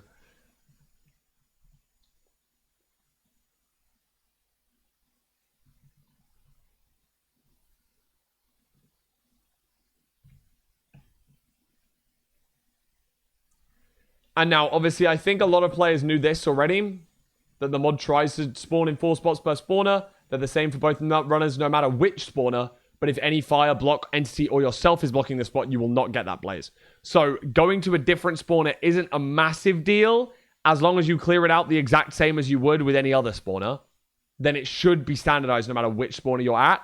However, there's always functionally differences. For example, if you're in a buried spawner, you're going to have more fire, you're going to have more walls. Versus if you're in an external, like an outside spawner, there's no walls. So you're likely to get those extra spawns if they do end up spawning further from the spawner.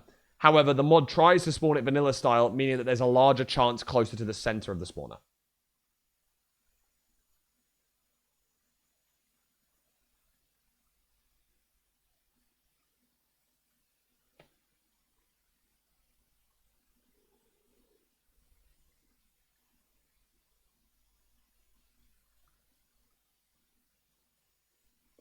Oh, wow, I didn't know that. Magma cube spawning positions and sizes are standardized. Didn't know that. I'm not sure that's true. Anecdotally, it doesn't feel hella true, I'll be honest with you. Yeah, Watermunch, you need creative mode? Yeah, I can sort that out for you. I can sort that out.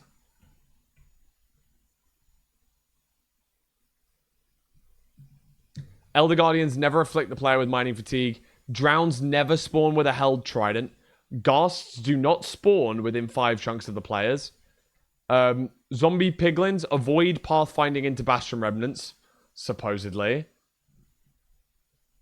Beat a fly hacker yesterday. What on earth is going on? You are trolling, right? You are trolling. I know there was a fly hacker yesterday. I watched them on stream. Stop it. Another one? You're joking. You're joking. Another one?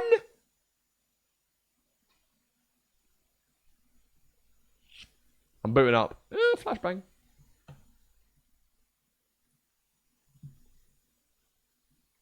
No shot, bro.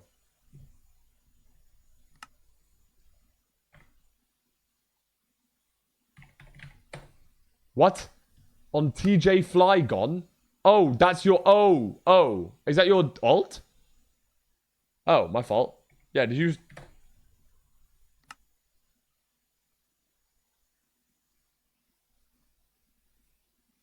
Yesterday. Here? This guy?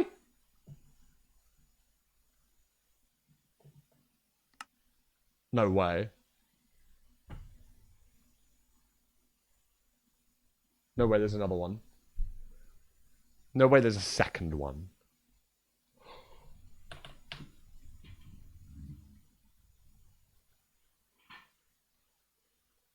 No way.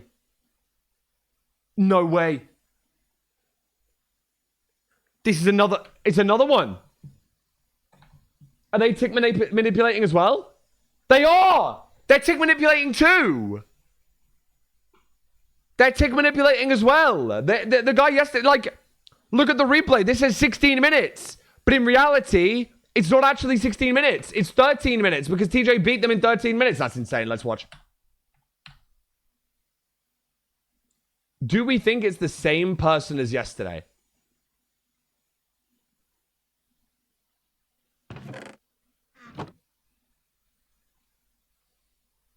Bro, it's gotta be the same person. It's gotta be the same person, right? There's the lava pool. Do you know what you're doing? Oh, hell no. We've got to see how they build the portal.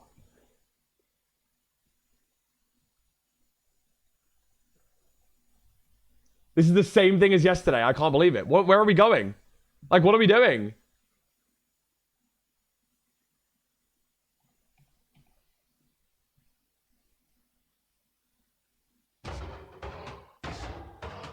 Flyhack killing the golem.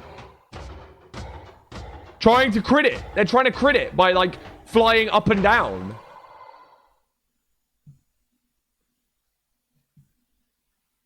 This is Tass. Bro, get food. You're gonna die. You died yesterday. They don't know this. We went into the library house. We went into the library house. What are you looking for? You want to read a little book? Hello? Oh, hell nah. This one ain't got no chest in either, little bro. Bed only. Also bed only. Are we one? Are we zero cycling? Are we finna zero?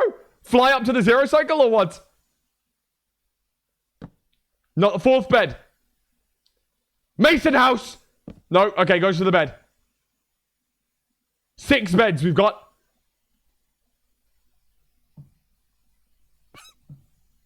Seven beds. Check the chest. No. No chest check. Oh my god, 8 beds. Bro, we're trash. Hello? We're terrible. Bro, this is so slow. Wait, how many logs did we punch?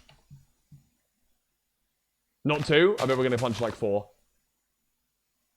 1. 2. Oh my god. We're stupid. So we broke 3 logs. Rather than 2. Okay, no, that's really stupid. Congrats. Oh, you dropped your wood, bro. Wait. Oh my god, air place. That's actually tech. You know you can do that in like actual in real Minecraft without cheating? With like anchors, if you can detonate them at the same time and like the same tick. Like top level runners do this during zero cycle. They air place their anchors. But you have to do it against another block that's like that gets detonated like a tick before or whatever. But I don't think I could just air place a crafting table like this.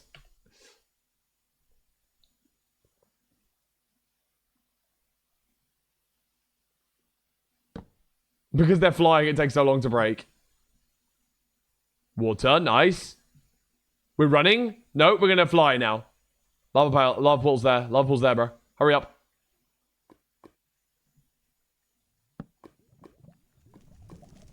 Wait, maybe they know what they're doing.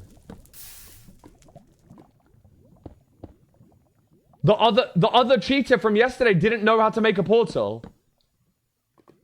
Oh no! They also don't know! Bro, I actually thought they knew. I actually thought they knew how to make the portal. They don't!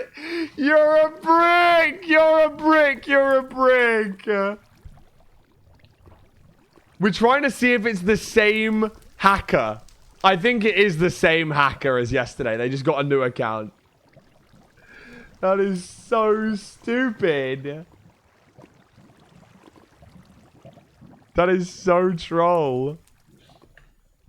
Time for IP ban? They will be. They can just come back with... It just like costs them $20 every time and a new IP address, like a new VPN. It is what it is. Okay, let's have a look. No, W. No, this is really good, actually. Cold! Cold portal. That's a sick portal, bro.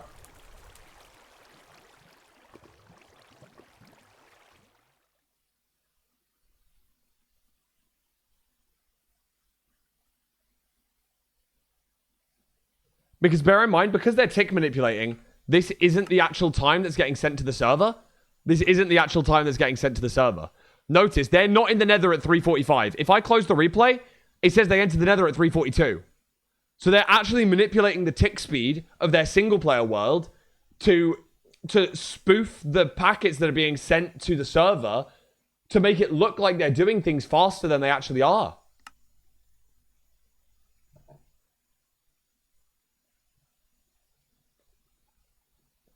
So let me skip back forward to 3:45 or whatever.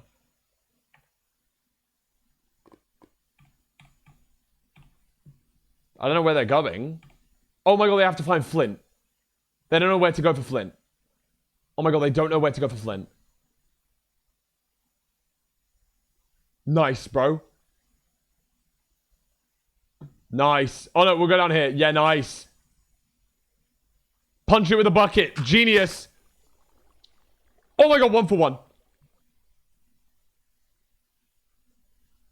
I only checked the replay because their post blind to Stronghold was so much faster. I wonder why, TJ. Flint Steel made.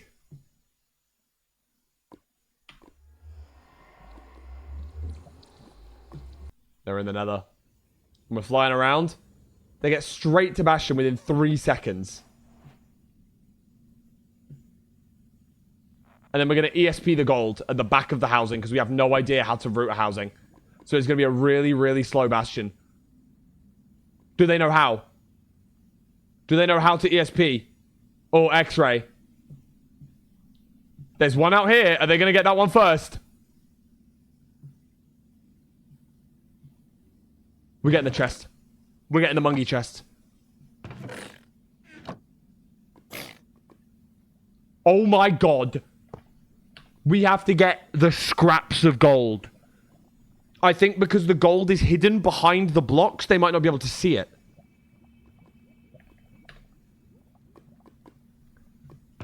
Because they're buried. They're fully buried. They don't know what they're doing. They're just getting all of the monkey chests.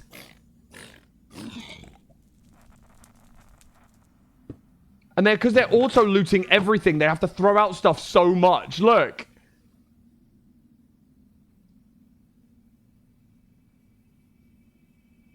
Oh my god, they're getting the rest of the chests.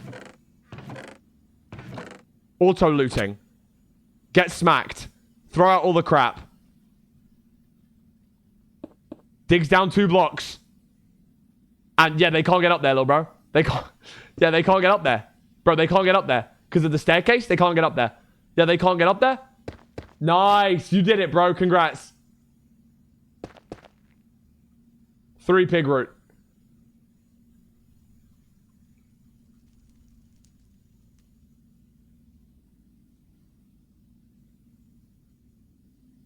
And bear in mind, again, because they're tick manipulating, they've actually been in this bastion for ages, but because they're actually manipulating the speed of their ticks, it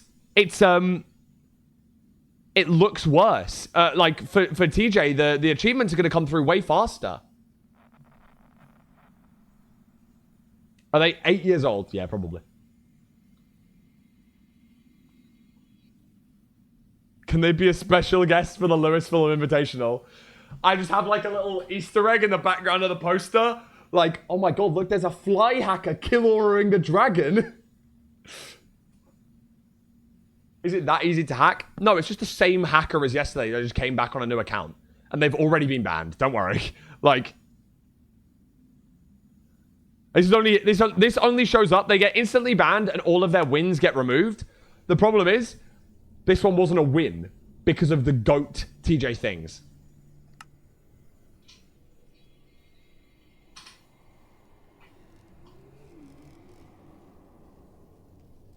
And now we're in the fortress. We have no idea what we're doing, and we also haven't got all of our trades yet, for what it's worth. Oh my god. They have to drink a fire res, bro. Yeah, no, that's gonna help. Eat. 3 crits. 3 hits for a blaze, by the way. Nice. Horror. Kill ordering the blazes and still sucking.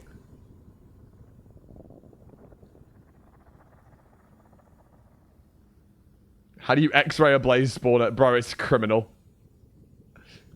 Go to the other one. Go to the other one. Yes, insta-spawn. Oh my god. Okay, so we know they died to a Hoglin yesterday. Will they die again?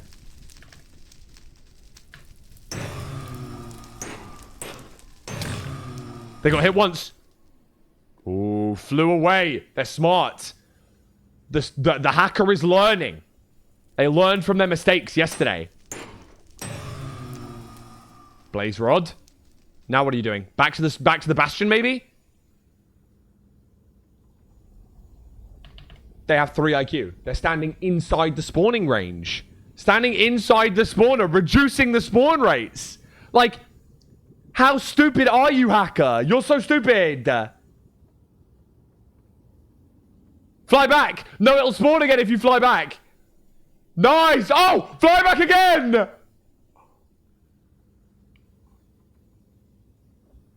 They have 8 beds. Why don't they blaze bed? They don't know what blaze bedding is, bro.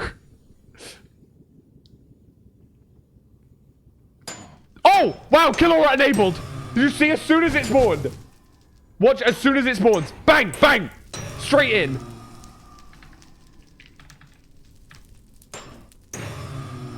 That was Tass.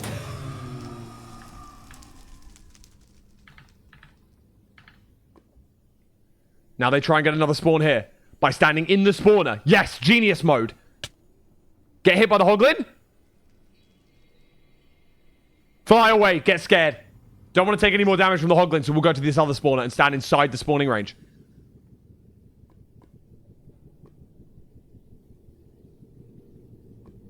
Kill the Hoglin! Yes! Spleef the Hoglin! Get hit again!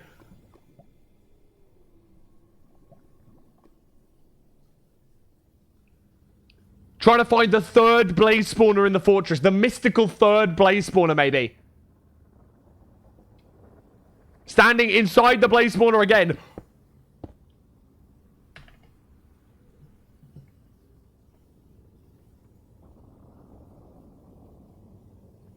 We're actually 2 IQ.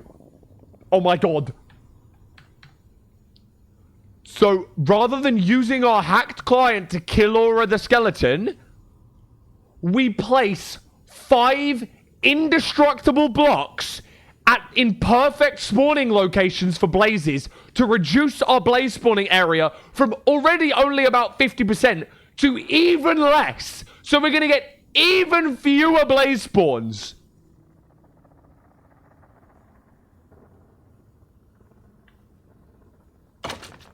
Aura. We just didn't want to use our kill aura. Bro, low-key, this head flick was Tass, bro. Watch this. Block it off. Nice. Watch the head flick after this. Look, they turn around. Bang! Oh my god, that was Tass, bro. That was Tass. That was so hype. Are they hacking? No, no, no, no, no. I don't think so. I don't think they're hacking. And again, remember, according to the game, they're only at about 6 minutes now. So, like, TJ is getting into the fortress around about now, but they've actually already been here for such a long time. Look at where, so right, look, it says 9 minutes here, and if we were looking at TJ things, 9 minutes in, he's already in the overworld. He's already blinded. He's already, look, he's already left the nether, blaze bedded the spawner, all of that stuff. But, according to the game, TJ finishes the game in 13:08. But look at Tale of Deltarune, the hacker. They still were around until 16:38. That's because of their tick manipulation.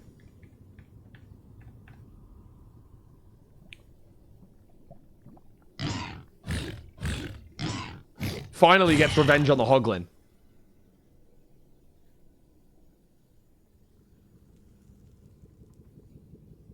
Isn't everything RTA?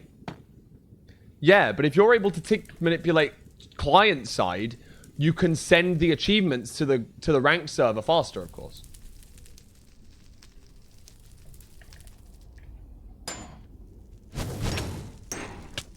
Oh my god, 2 melee'd by the blaze. 2 melees by the blaze. Where are we going? We don't know where we're going. Okay. We're going back to The fort, still in the fort, running this way, trying to find that mythical third spawner. Trying to find the third spawner. Pathing back to still looking for the third spawner.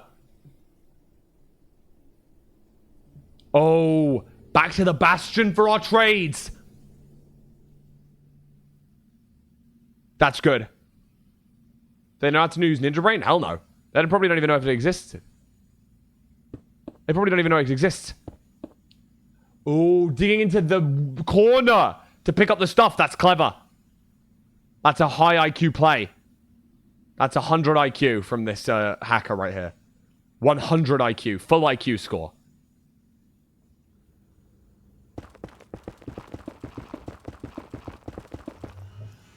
If you get into fire after 10 minutes... No, it's because the replay is tick manipulated, I think. Or the achievements... So, like, he's going to be traveling faster than it looks like he's traveling in this replay. But the replay looks like it's spread out. It's stretched, basically.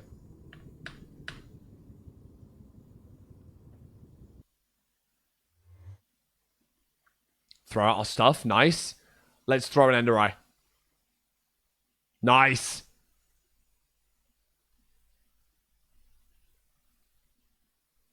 Bang. And here we go. And now we go. Now we go in this direction. And we keep going. And we keep going. And we keep going.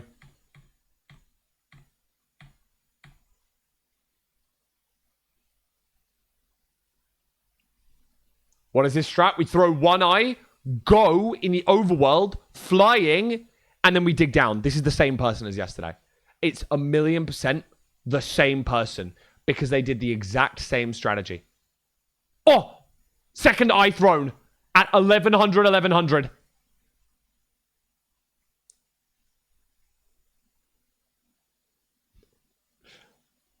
My parents telling me how they got to school every day. Bro, they literally have x-ray. They're looking in the ground, by the way. Yeah, they are. But they're just worried that they missed it. Because yesterday, they had a 1 hour long run. I watched this on the VOD yesterday. I'm going to upload it to my main channel very soon when I edit down the VOD. They had an hour long run. They got to the stronghold in 30 minutes, died in the end, and then tried to fly back to the stronghold, went the wrong way. Looked for 34 minutes before forfeiting. 34 minutes. They were flying around in the wrong direction, trying to find their stronghold. They could not find it.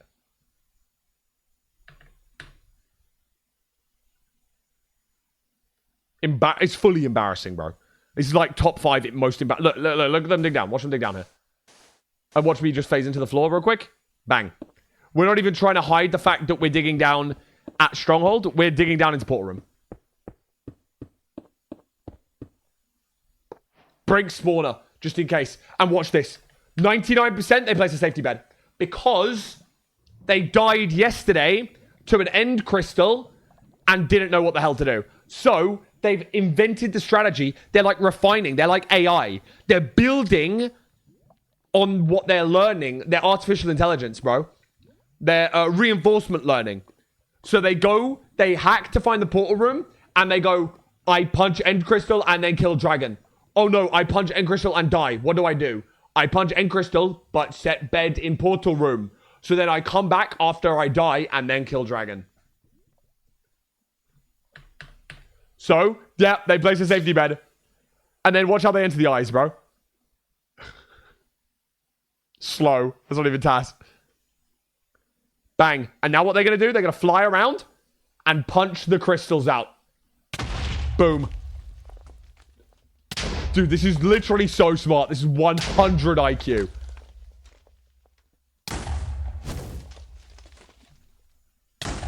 Ooh. Ooh, they've taken a lot of damage here. They might die here.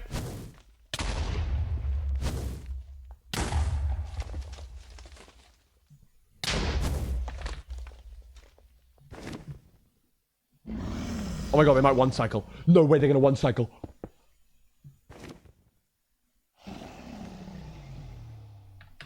Forbidden setup. What is this? We're on the wrong side. And what is this? Actually, 2 IQ player. Firstly, if they were trying to build it here and they misclicked, they're still building it on the wrong side, right? They should be building it like this. Like this, okay? They should be building it like this. Because this is in between the two pillars. Instead, what they did is they built it like this, bro. That is so stupid. And then what the heck is this? Bro, maybe they watched like one speedrun and they had like the double side setup that looked like this, maybe. With the anchors. But, they misclicked and placed it here, maybe.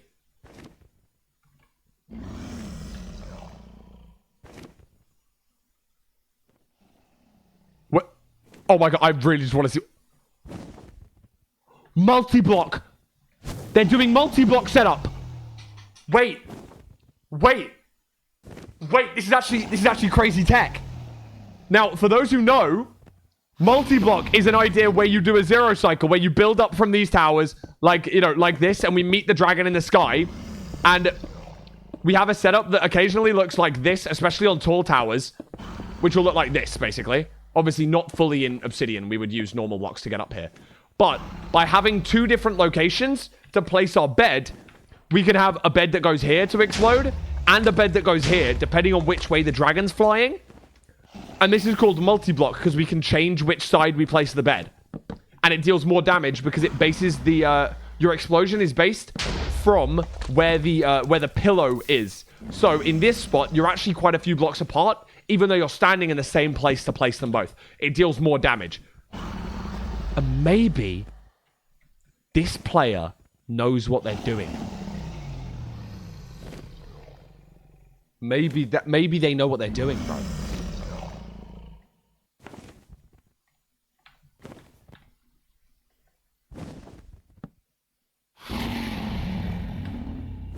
Wait.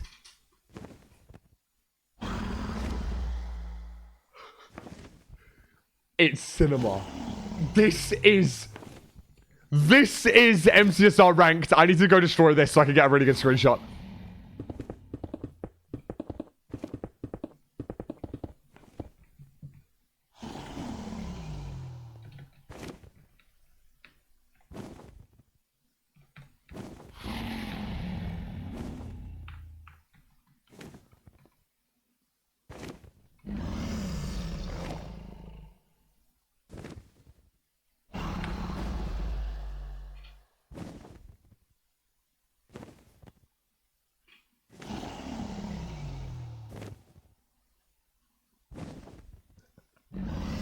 Holy fuck fart. What am I looking at?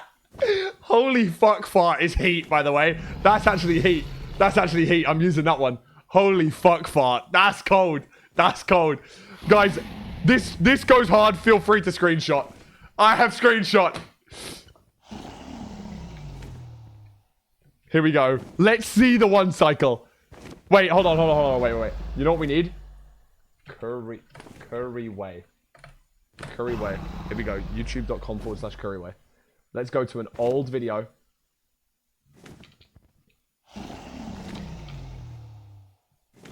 Let's do his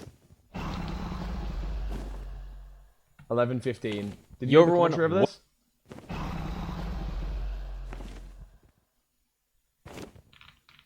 Oh no, he didn't do commentary over this one.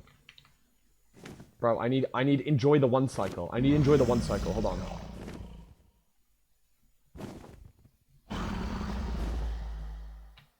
Every single... I think... Oh, wait, I need to see every moment in this absurd journey. There's never been a better time to hop into a stream on my Twitch. But anyway, it's time we close this chapter and open up a new one. Thank you all so much for watching, and for the final time for 2024, enjoy the one cycle.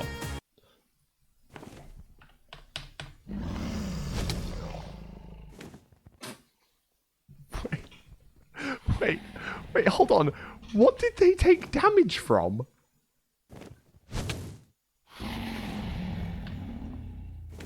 No, I think they blew up the bed. No, I genuinely think they blew up the bed. Hold on.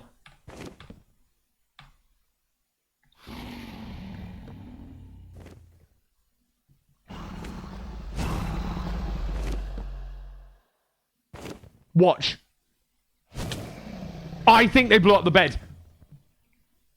The dragon sent out a breath? Okay, okay. Maybe I can't see the dragon breath. Okay, okay, okay. The bed's still there, so maybe not. Oh my god, it's perching.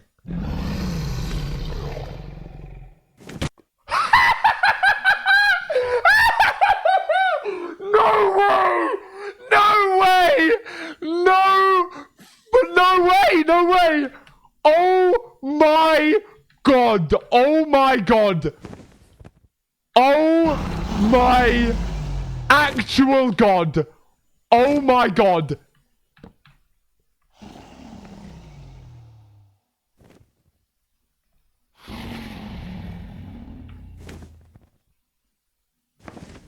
Thank you all so much for watching, and for the final time for 2024, enjoy the one cycle. Oh my god, where's that program? No! That's actually crazy! That's actually crazy! Oh my god! That's so fucking stupid! We've actually found maybe the stupidest MF in all existence. The stupidest MF ever just dropped. No way. The bed did like 70 damage. No, the crystals did all of it. Look, if we move back. Look, the dragon's already such low health before they blow it up. Because they took out the crystals when the dragon was connected. This is actually cinema. It perches.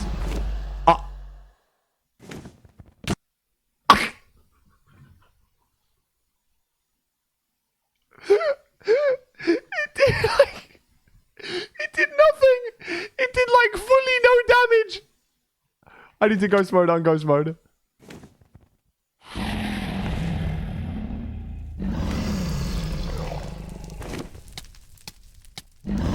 They're taking more damage from the dragon.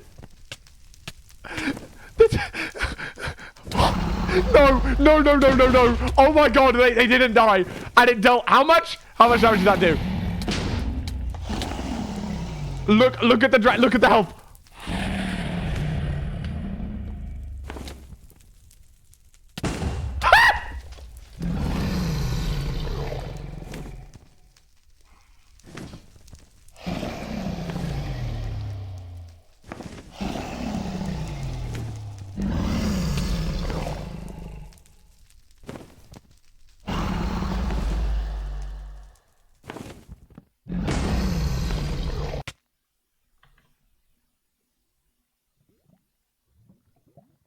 We died again.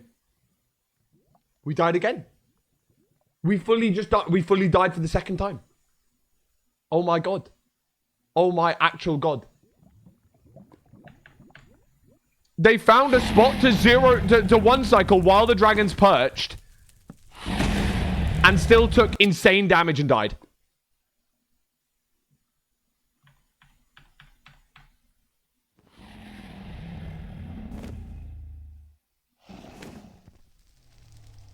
And again, this is 16 whole minutes.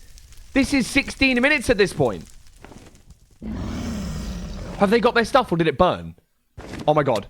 Oh my god. Oh my god. We're 1 IQ. We're 1 IQ. We're 1 IQ. We're actually 1 IQ. We're punching the dragon to death. No way.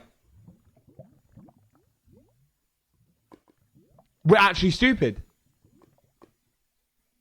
We're actually 3 IQ. And that's the end of the replay. And remember, this is what their timer said, 16:38. And I go to the live replay settings, I go to TJ's. Look at when he entered the end. He entered the end at 11. He entered the end at 11. So, remember, they lost at 16:38. But when TJ was one cycling, he completed the seed at 13 minutes. 13 minutes, TJ finished it. But because of some, like, weird-ass tick manipulation or whatever the hell they were doing, at 13 minutes for them, they hadn't even entered the end yet. That's why these crosses aren't aligned with the timeline. I don't even understand how that works. But watching them die to the dragon while trying to punch it is actually beautiful. It's maybe my favorite thing ever. But yeah, they somehow were still playing the game at 16:38. So I think it's something like they're spoofing the time that they're sending the achievements and like the information to the server. They're probably able to do that with some tick speed manipulation or something. I'm not exactly sure how. Obviously, I don't even know how they've got the cheats inside of Ranked. But safe to say, I don't think this player is going to be terrorizing the top of the leaderboards anytime soon. But that's the thing, right? Look when they entered the end here, 14:03. So it says 14:03 when they first entered the end, but look at the time that the ranked client thinks it is, 10:46. So the replay is probably what the player sees, but is actually what the hacker sees. But they're actually sending that to the server as like a I don't know, with some sort of tick speed something. Yeah, they're playing with like 1.5 times speed, but I think the replay shows it normal speed. VOD is the first match on my alt. Oh, so we could see whether the like splits line up. We could do that. We can do that. Firstly, I didn't know you had an alt, so definitely clicking the follow button on that. Thank you. So that I can stalk. It is this run. So, we're at 8 minutes. News, I have no clue where my string went, so that's awesome. And it doesn't say that they've blinded. I actually toss it?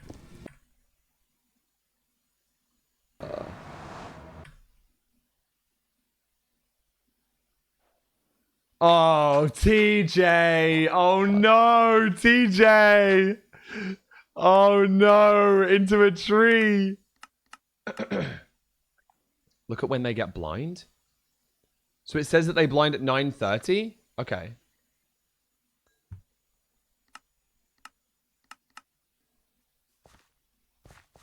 It feels weird to not see TJ fly up and get his eye. Like, it feels a little bit weird knowing that that's what the opponent's doing right now.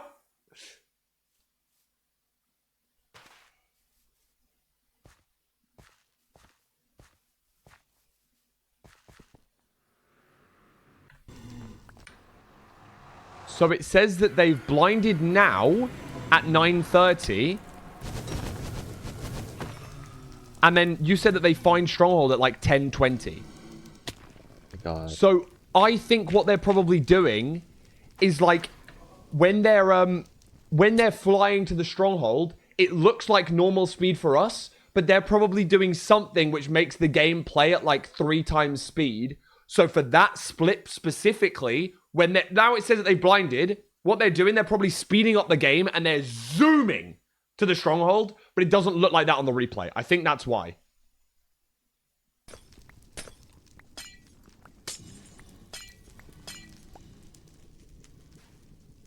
Because bear in mind, they've had to fly like 1,700 blocks in the overworld.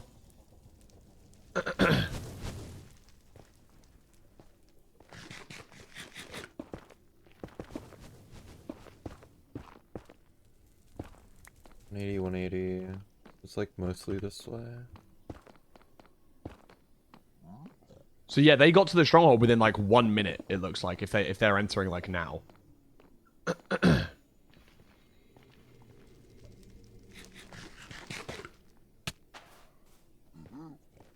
Yeah, there you go. Found Stronghold. It changes to Found Stronghold up here. You see that? Found Stronghold. That happens when they get I Spy. So, we're at 10:36. And yeah, it says that they found Stronghold according to the ranked mod at 10:34. Load. 10:34. Which, if we actually look at their splits,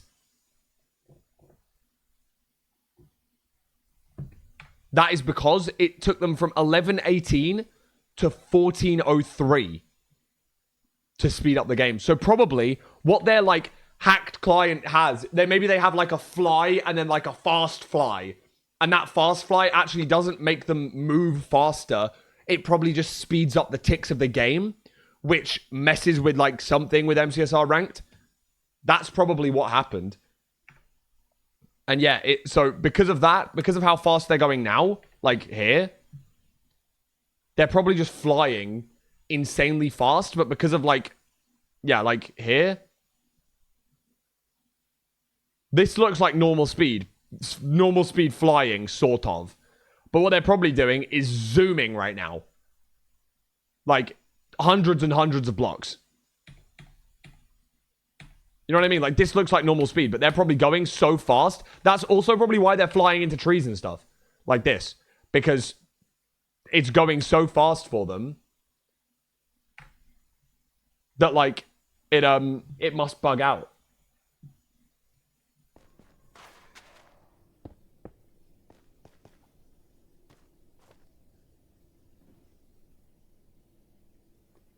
I want to see your reaction when you look at the replay, TJ. I'm not going to lie. Because you said you looked at the replay afterwards.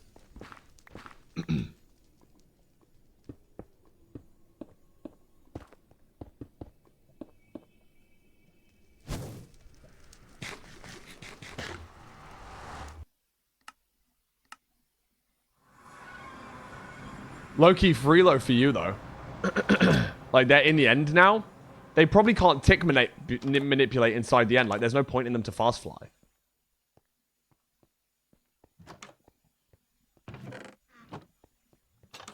Loki, L nav. Oh, no, we see it. There we go.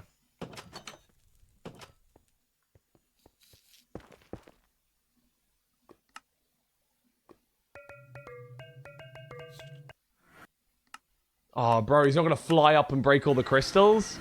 Cringe, bro. Cringe.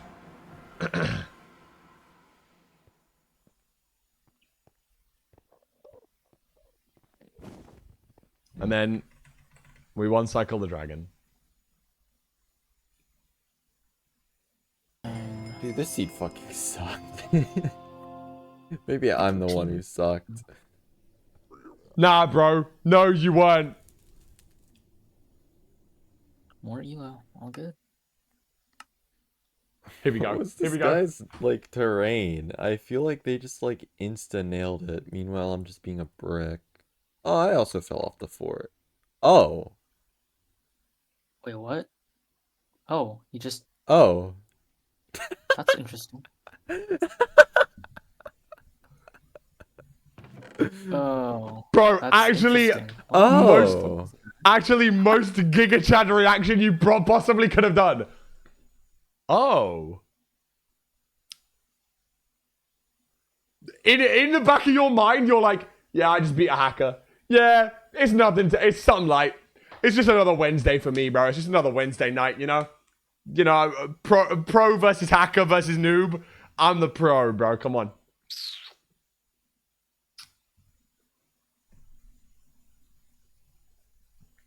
I was wondering. Oh, that's how I got beaten on getting to the stronghold. What the fuck is this? That's beautiful. Where Did is you he watch going? the whole thing? Did you watch the one cycle? God, are we just going to the stronghold? Ship.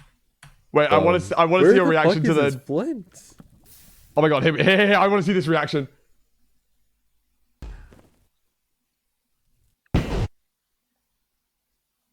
And it's over at 16:30. What? Yeah, Wait, you're now confused switch to too. you. Now switch to you. What happens?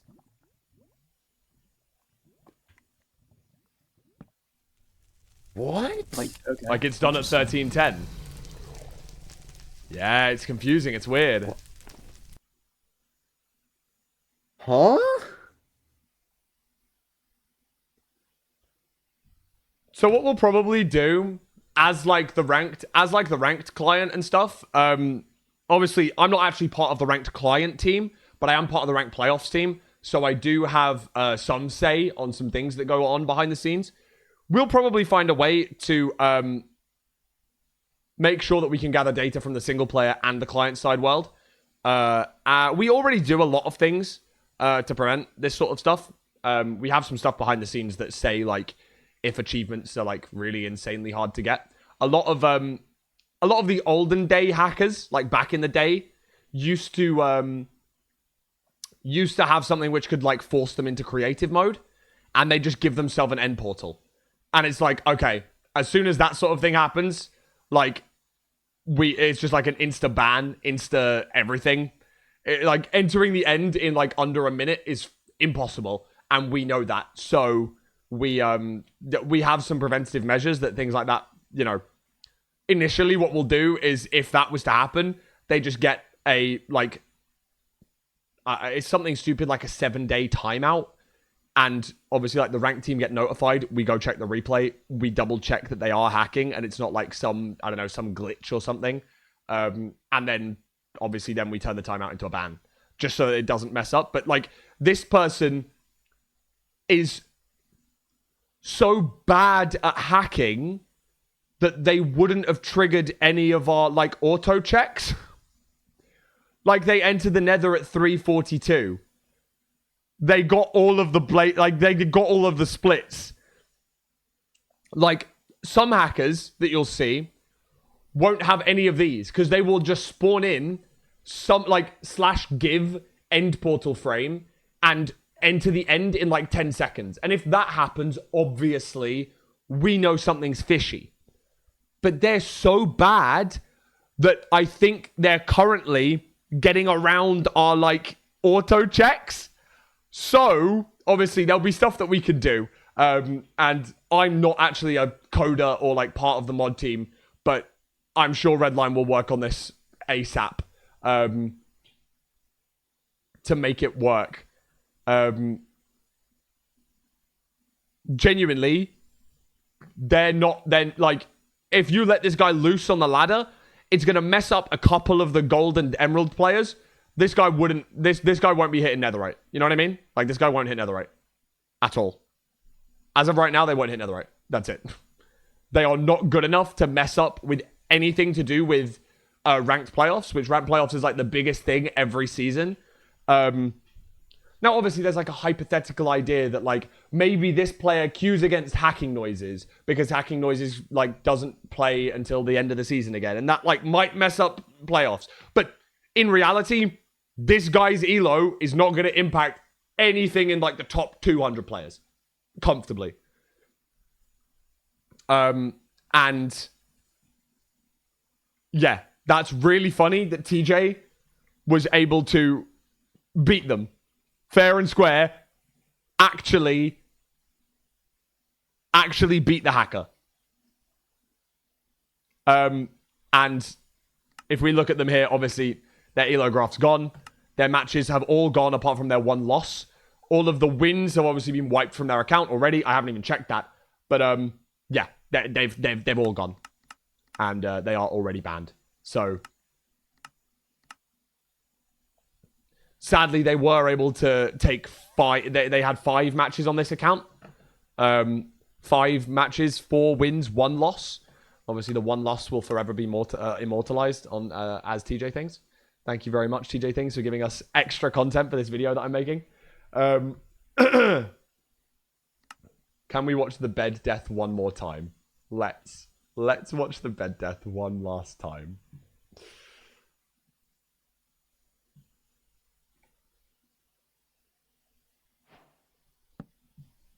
Oh no, wait, hold on, I bugged it out. Oh, I bugged it out because I skipped too far forward. Hold on, let me do that again.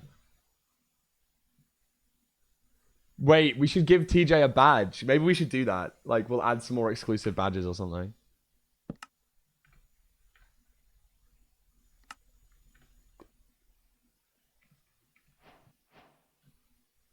Here we go. And now we can skip to, like, the end because it's all generated correctly.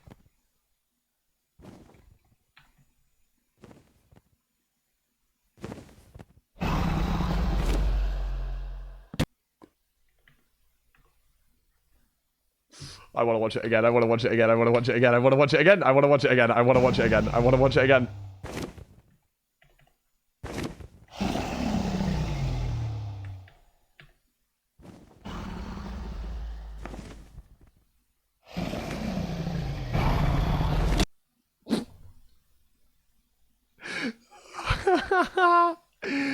They're so bad.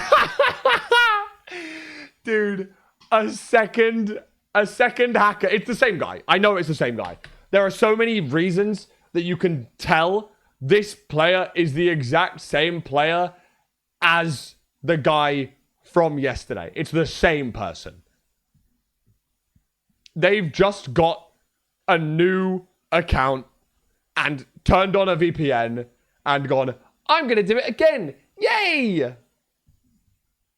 To be fair, they improved from their 1 hour time yesterday. They entered the end yesterday at 30 minutes. And today, they entered it at 14. Big improvement. Actually, big improvement. No, you have to give some props. You have to give props where it's due. Tale of Deltarune, well done. You're improving. You are improving. Good job. Good job, bro. Good job. Really impressive. I've got a feeling that they don't realize that replays exist. And it really, really makes for some amazing content for me. If they were to ever find this stream and reach out to me about it, or like find this YouTube video, because I'm going to try and upload this as a YouTube video. If they ever find this, you are more than welcome on the stream for an interview. I would love to know what goes on in your brain. But yeah, they probably just get, you know, the secondhand accounts. They might even have like hacked accounts or whatever. Not hacked accounts, you know, like where the credentials get hacked or leaked or whatever. You know, so if your username is Tale of Deltarune and it turns out that it wasn't you, you know, we could try and do something if you contact the ranked client. Yeah. Will they be back tomorrow? Will they be back tomorrow is the question on everyone's minds. Will they be back? They might be. They might be back tomorrow. Who knows?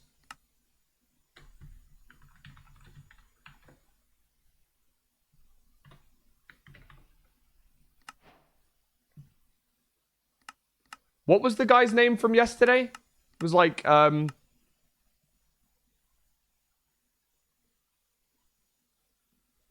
don't remember what their name was from yesterday, but... Oh, wow. Yeah, it was something like that, right?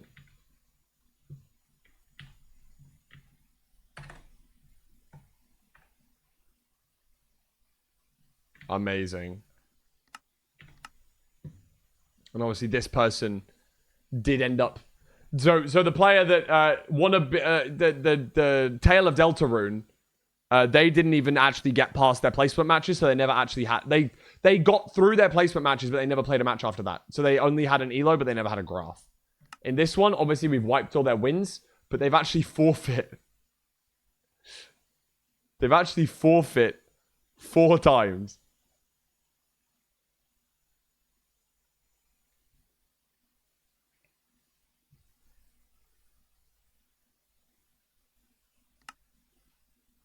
And, like, for example, this one... was this the one where they spent an hour flying around? Is this the one? Yeah, this is the 1 hour and 8 minute run. Where they died in the end after breaking all the crystals. It's the same guy. You know it's the same guy. Like, look at how they're playing. Like, it's the same guy. And then they die to a crystal. End up back at spawn. Spend the next half an hour of their hard-earned time trying to find the stronghold, and they can't do it. They don't know how.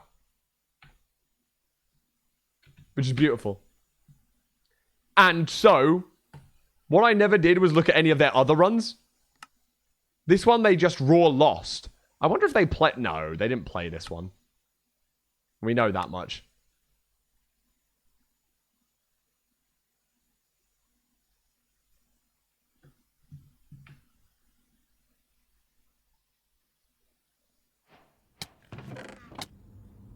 They're on fire.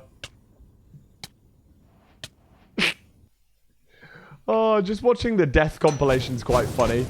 Oh my god, they're kill-oring the blazes.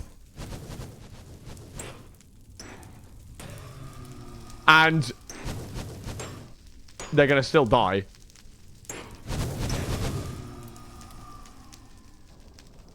No way. How? Oh, they got hit by a fireball and they're dead. It's beautiful. It's beautiful.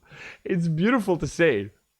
And obviously they lost this match, so if I go back a little bit, they broke all the crystals. And then what was their plan from here? Punch the dragon to death. Yes. Epic. Epic mode. They forfeited this one. They forfeited this one. They lost this one to Skull Beast. Wait. No, wasn't it Skull Beast that they took an hour? I thought it was Skull Beast that they took an hour, no? Oh no! Skull Beast was the one where they had to reset because they used their fire charge on the portal. This one was beautiful. Like here or something, where they open the chest, use the fire charge on the portal before placing the last obsidian. Bro, they're actually the most stupid, dumb MF I know, bro. Actually insane. And then they had to reset the seed because of this. And then they spawn back in over here and do the same. Well, like, complete the portal. And then they forfeited against this guy. They just kept dying. Imagine being a hacker and still dying, bro. Like, still dying this much is criminal work.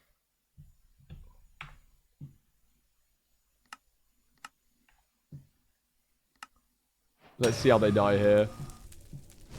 Oh, we did watch this one. We did watch this one. I think, right? Yeah. Oh, no. We didn't watch this one, but yep. Died to blazes, of course. Back to the nether. Go back. Get your stuff. Bastion. Nice. Back to the overworld. Get food. Back to the net. No. Oh, to the outpost. Then back to the nether. Yes. Then, oh, we're trading. In our piglin hole. Nice.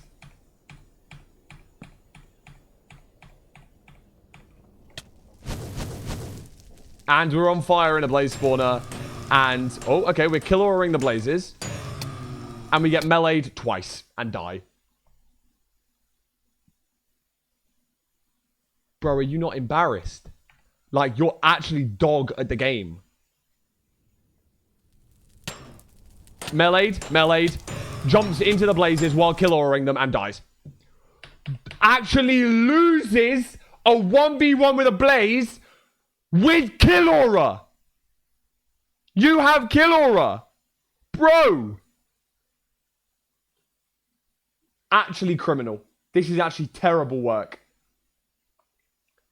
They're hacking in single player Minecraft and still losing. Losing. Single player Minecraft. Single player Minecraft and you're losing.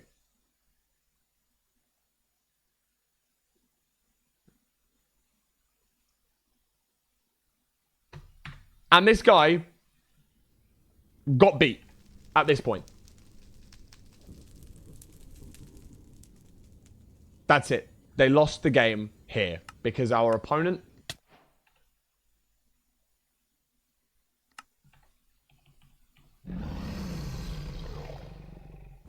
Our protagonist of the story, if you will.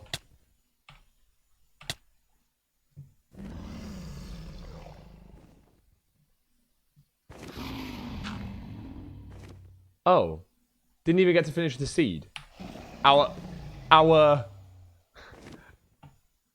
player forfeit. Our cheater forfeit the match. Bro.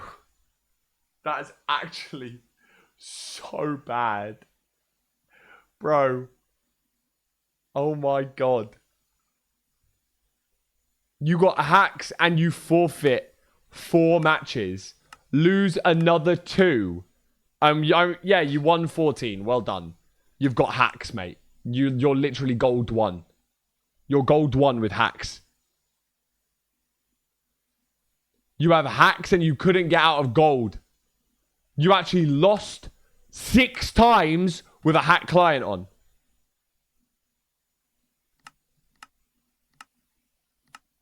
Worse win rate than Infume.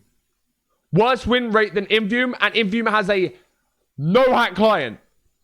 And he's also playing against netherite players. You're playing against 1,000 elo players. Bro. And obviously then we know that TJ ended up playing him on a new account. This one. Yeah, you got to gold 3 the second time. Good job. Good job. We've wiped all the wins, but the loss will forever be there. The loss to TJ Things.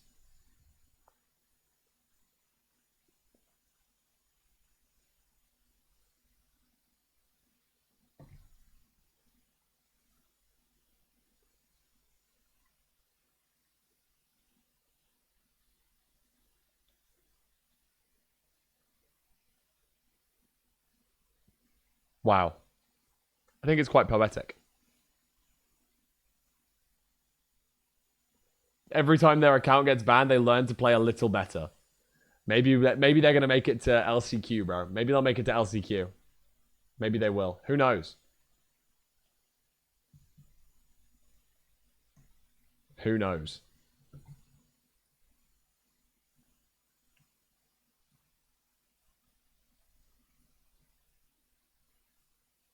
Maybe they'll make it. This story is an inspiration for anyone who doesn't want to try ranked because they're afraid of not being good enough. You will never be worse than this guy. It is true. No matter if you're brand new to speedrunning and you have embarrassing moments, you'll die. You will die. You will mess up your 1 cycles. You will do things wrong. But remember, you will never be as shit as the guy who loses with a hacked client. Like, how embarrassing. How embarrassing, bro. Hyperbelled. Actually, yeah, it's just... yeah.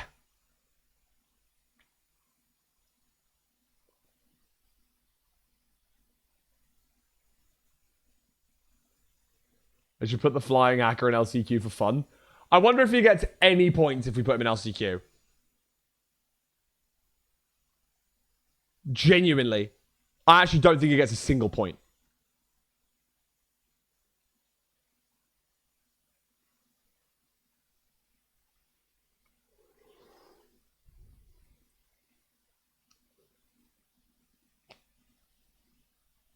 I don't think he gets a single point in LCQ. Hacking in speedrunning barely helps if you aren't that good. Yeah, no, it's terrible. Like, you still need to know how to speedrun the game. Like, the few people that have hacked in the ranked client, can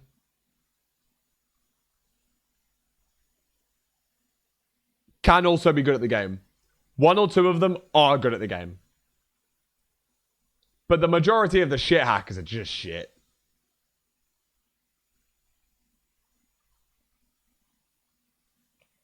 This isn't even about MCSR knowledge, it's about a lack of basic Minecraft knowledge.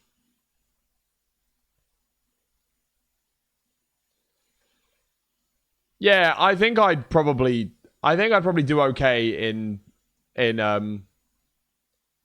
LCQ if I had a hack client. I'd be able to hit every 0. And I don't know, just flying around is good, but pearls are pretty good as well. I don't know, maybe I wouldn't. I actually don't think I would. Yeah, it's just the fast travel, which is really good.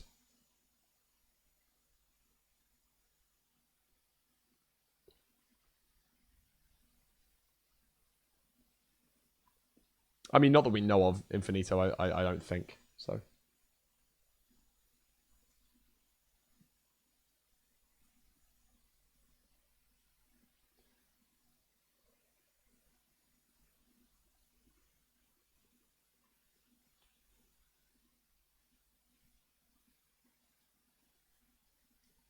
And yeah, I mean, I'm pretty yeah, auto clickers have been like accused, but not really any like super duper evidence. Yeah, yeah, the nerdy secret cheater video, right? Like the creative mode. Obviously, if you can go into creative mode, you can win every time. Like that's just it, right? You'll just always be able to win if you had creative mode on. But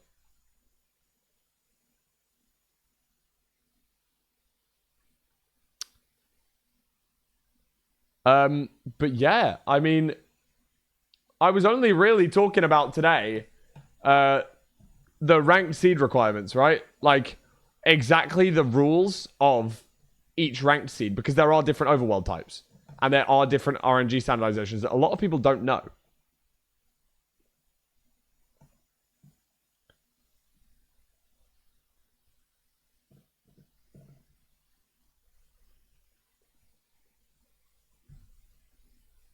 How does autoclicker help? Specifically for placing Eyes of Ender into the end portal. People were considering that that players may have had autoclickers for that. And it is literally what to save 0.1 of a second. And obviously, yeah, like drag clicking and stuff like that, right?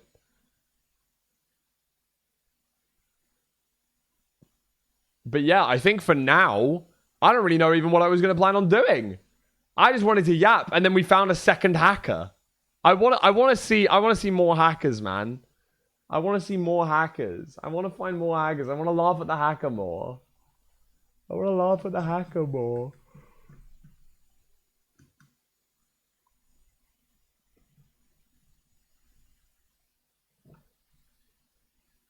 Mods, find more hackers. I'm going to...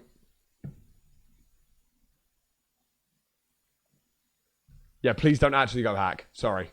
I'm not actually... Yeah, I'm not... Yeah, don't do that, obviously. I guess I can do like a couple of... I guess I could queue up. I haven't played... I would have to just do private rooms. I haven't played in like 2 weeks. I'm sorry. I know people want to see me queue up, but I'd at least need to do a couple of private rooms to warm up.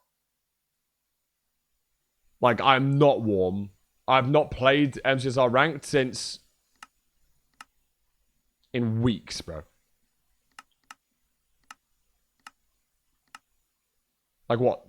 3 weeks since my last match on the ladder. Sorry, you can't see it. Yeah, 3 weeks is my last queue up, but like, even so, like, look at my private rooms. I haven't even queued up since 4 days ago. Like, I haven't done actual runs since 4 days ago. And even then, there's only like a couple. And the majority of these are literally me forfeiting because I was queuing with Pangy and like Roz. It wasn't even like there were real matches. I was just showing them how to do BT and things like that. So I'll do a couple of private rooms.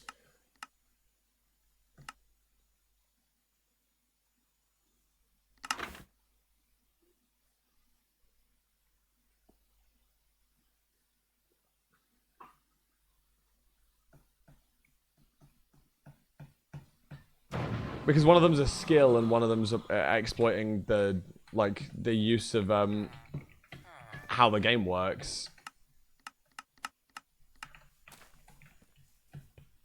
Fulham quit speedrunning. Bro, I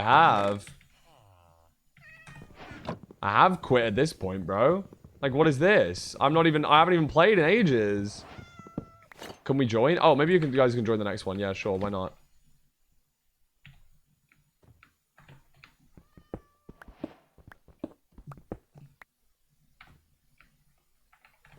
You probably can if you ask. Like, you'd need to have a good reason, and maybe you'd have to change Reddit stuff.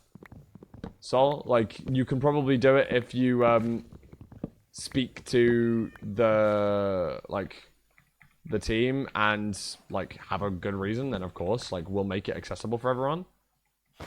However, if you're doing it to gain an advantage, which I understand you're not, but then we have to, like, make sure that that isn't the case, you know?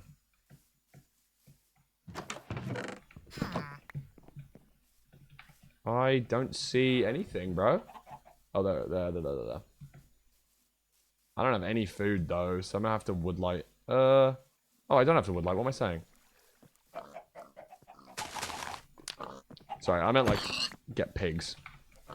I was gonna say I'll get pigs while I woodlight, but I obviously don't need to woodlight, so.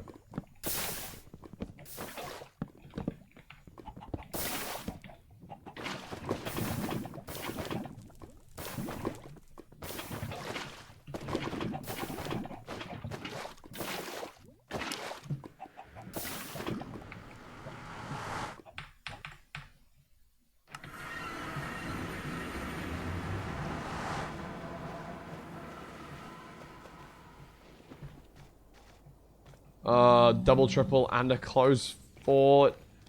But it's a single in between. Actually stinks, man.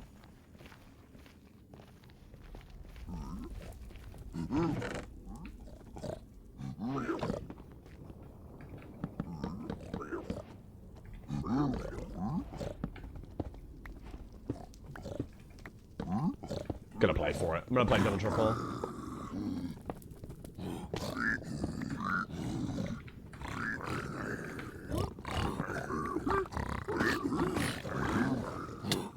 Chill on me, chill on me, chill on me, chill on me.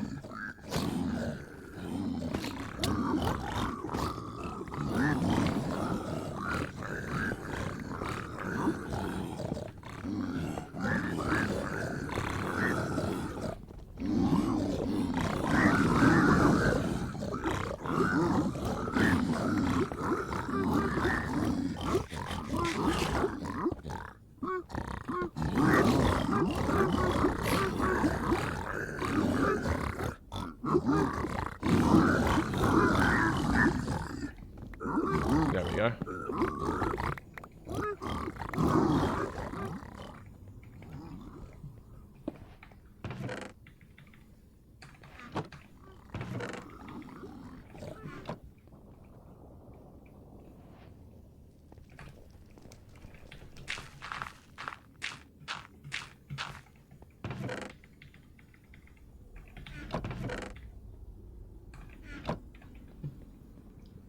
Do I have a boat? Yeah, I do.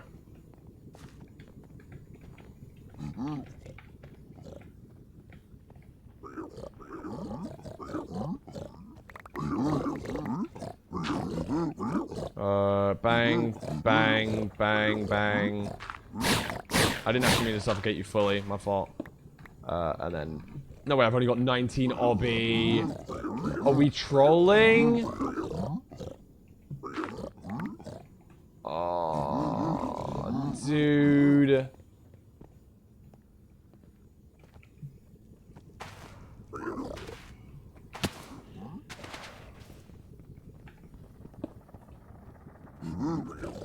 Oh, no. No. No. Don't give me 19 obby. I'm gonna reset. I'm gonna reset. I'm gonna reset. I'm gonna reset. I'm gonna reset. I'm gonna reset. I don't care.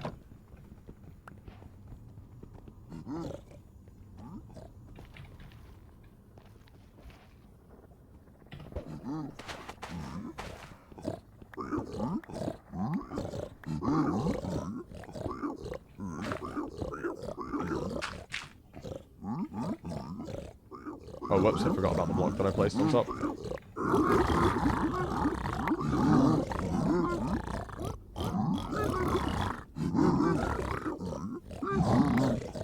Yay!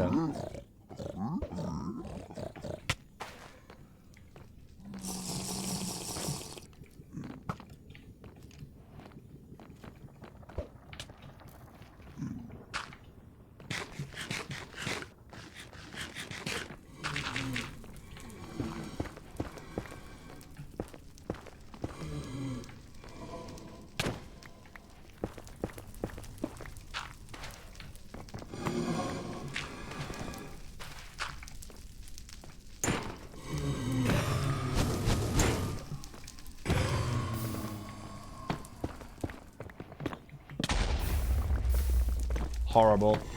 This is such a terrible seed. I've been playing it badly as well, but... At least I didn't die. That's cool.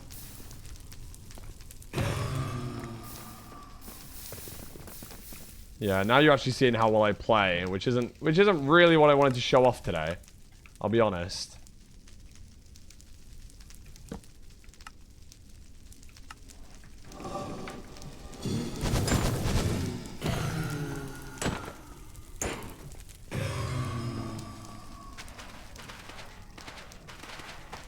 How did you know to go up for the blazes? I was digging into the wall. Like the wall of the spawner.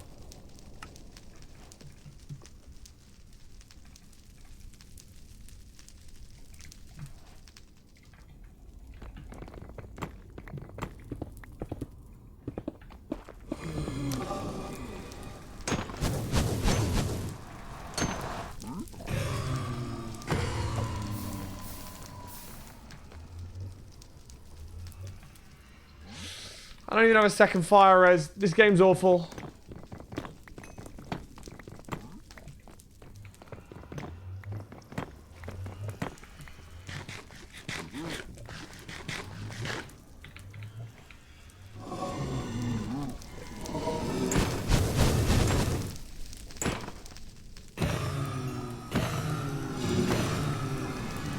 There's some good rates finally.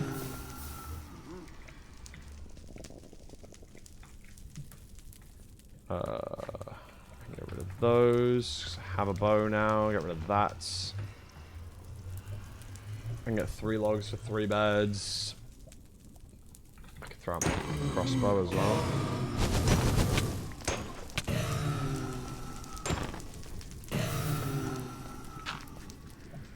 Bro, fire rays are gonna run. Oh wait, I have the rod. I'm stupid.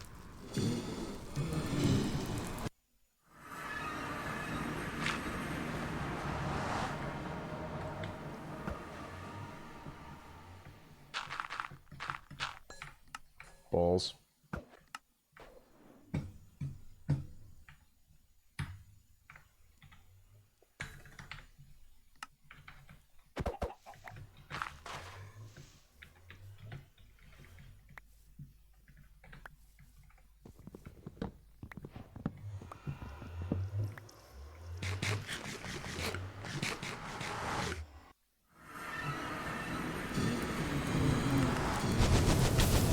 Sick. Nice crafting, Lou.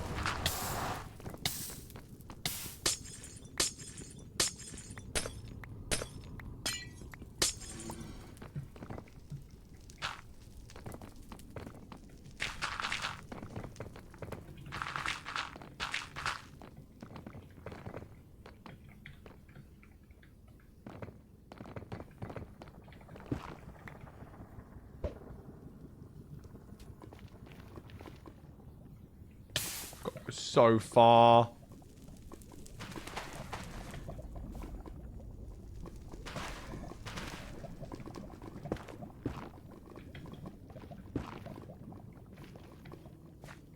Gonna be like the hacker that died to the magma block yesterday. 242. I have another 40 blocks to go. Am I in line with that lava now?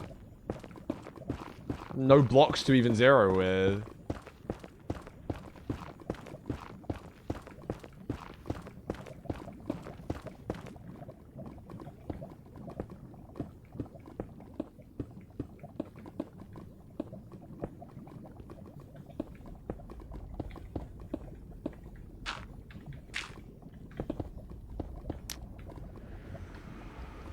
Okay. At least we're in the nether. I mean, in the stronghold.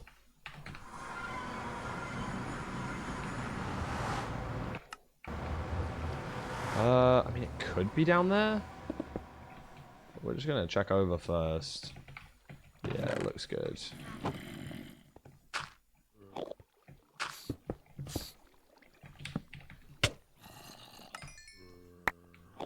have 29 blocks. I can zero with that. I don't have my crafting table, so...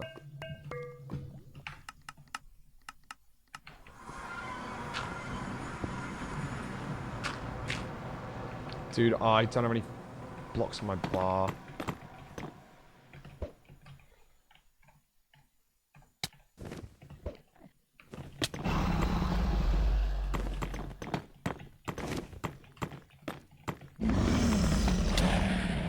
Bang. I just punched the crystal because I got hit by the tower. If I actually had normal blocks rather than gravel, I would have been fine. I'm just so stupid and only had gravel on my bar. Silly guy. To be fair, I used all my blocks getting to the portal. That's really the reason. Ooh, Ooh. Cool ravine. Okay, see, Jane. We'll do one more. Pio Deo in Dev cosplay. True. That's actually true. I was cosplaying the guy that punches all the crystals out flying.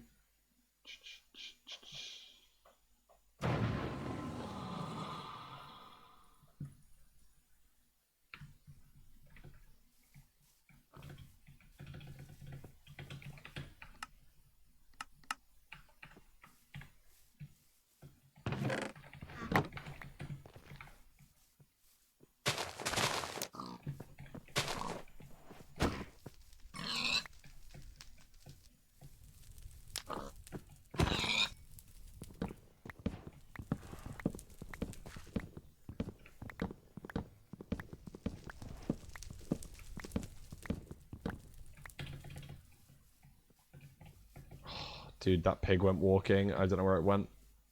Okay, we're just gonna go in. There's one here. I'll grab this.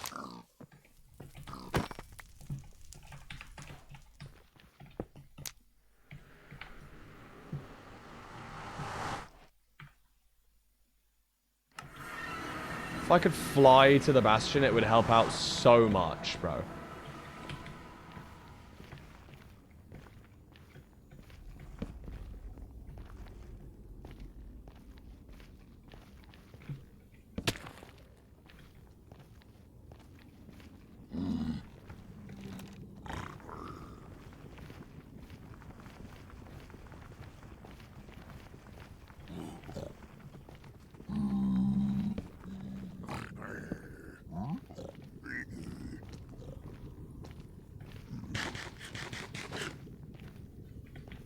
No, I'm not a right-click spammer. I just hold it sometimes. It also is technically good because, like, by this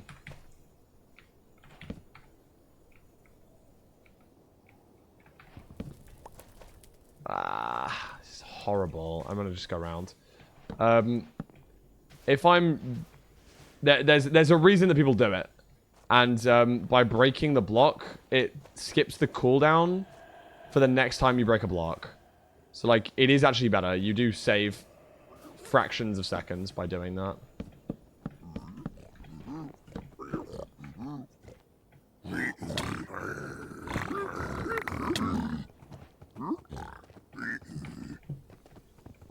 Just X surf, that's cool.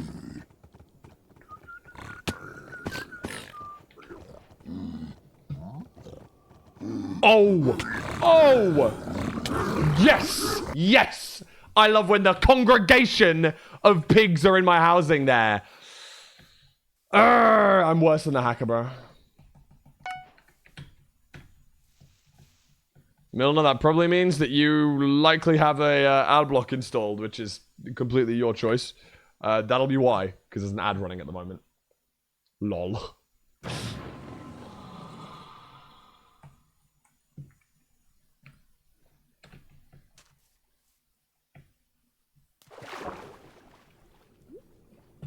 Is there a ship then? Beautiful shipwreck. Oh my god, V-Strid is in love with this ship. It's a stunning ship. Oh, boom! I can see the chest. Lol. Lol. Lol. Lol. W chest. W chest. I've died like that a couple of times. I've got no clue what to do when it happens.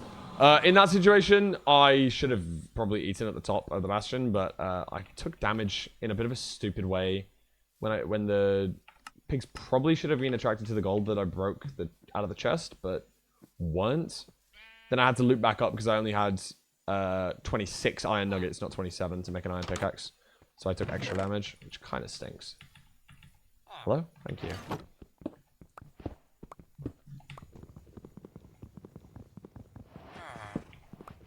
That is the mostly ... Oh, I said I would. Okay, I'll open the room to chat, sure.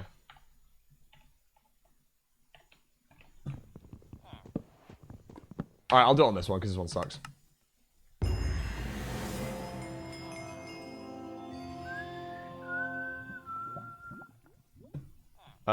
Okay, sure. If you guys have MCSR ranked installed, you can hop into the room with me.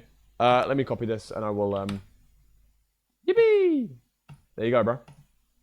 Go crazy. Join up.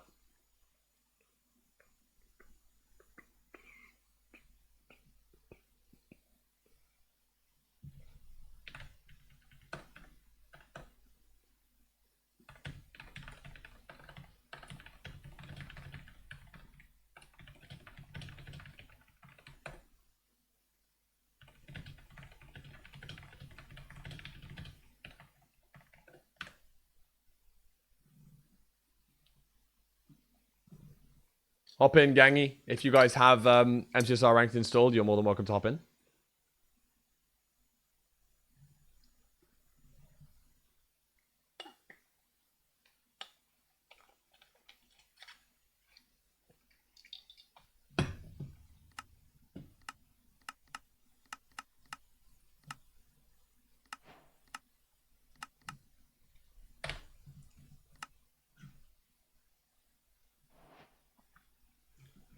I'm gonna give you maybe 3 more seconds. Chat's gonna be so quiet. Yeah, everyone's gonna be playing now. That's why I don't want to let people in chat. Because they leave. What the heck?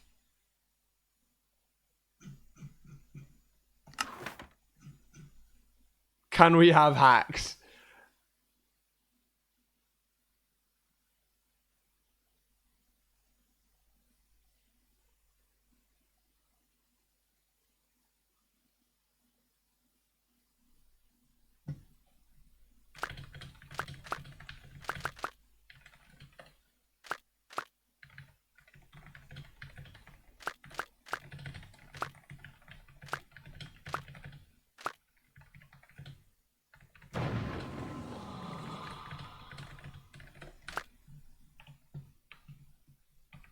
Guys, no one fly hack. Oh, is this buried treasure? This is BT. Oh no, it's ship. Okay. Everyone can get shipwrecks. I don't find it fair if it's a BT seed and like half the lobby aren't able to get BT. Was I first to get the iron? I think I was, lol.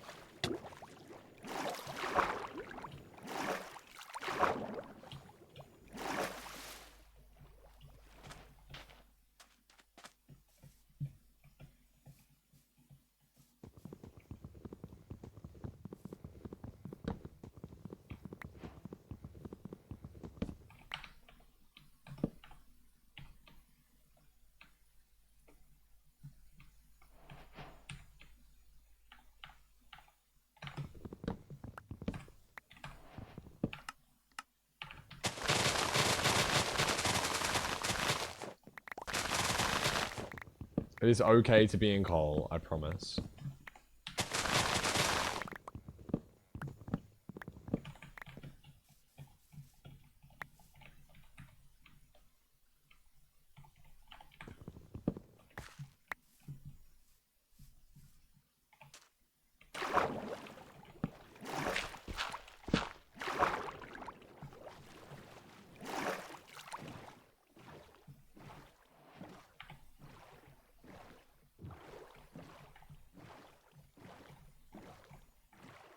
Oh, that wasn't the ravine. Lol. I got pranked.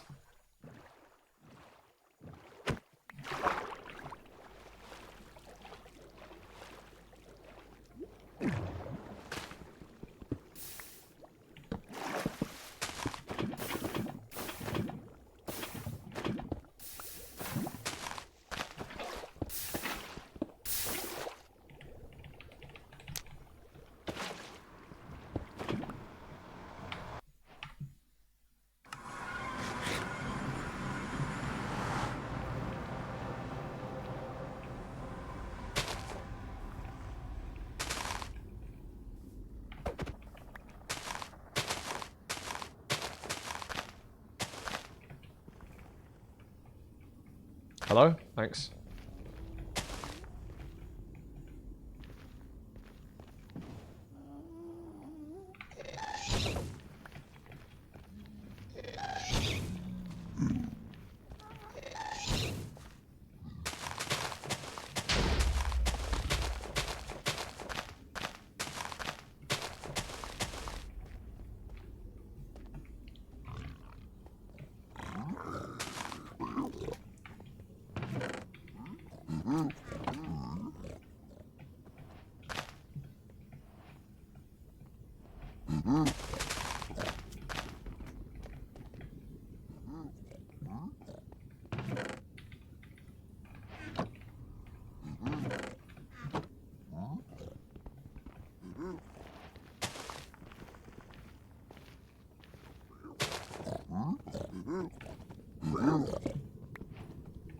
Bro, get out of the hole.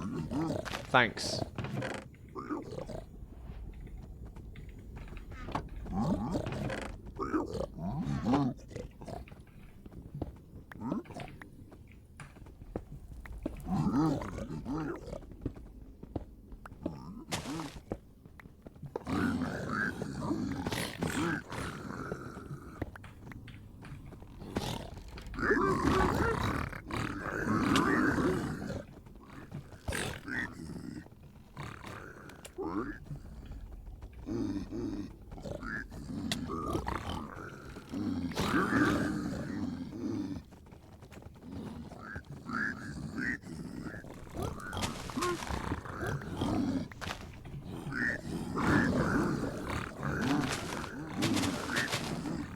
That was Tass. That was literally Tass.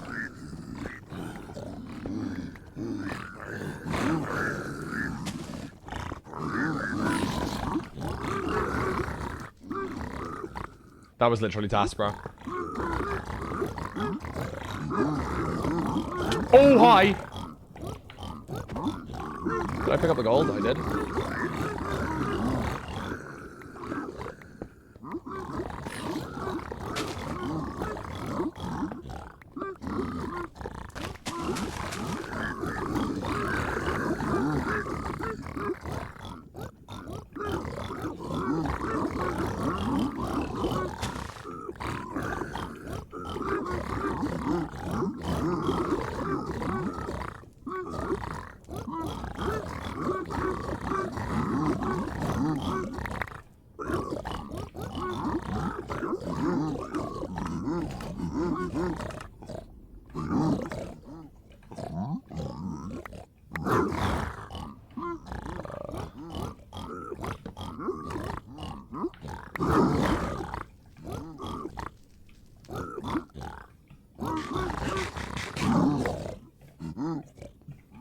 Oh, whoops.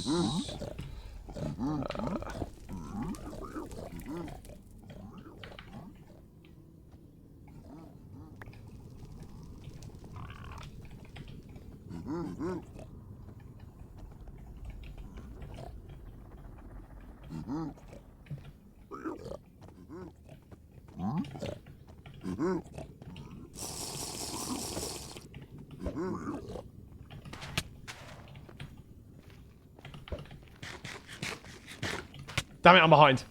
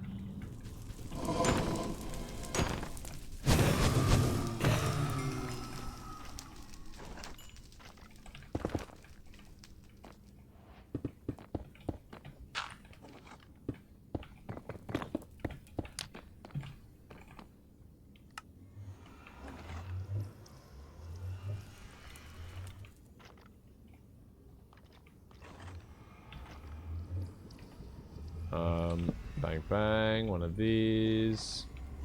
My bed's crafted.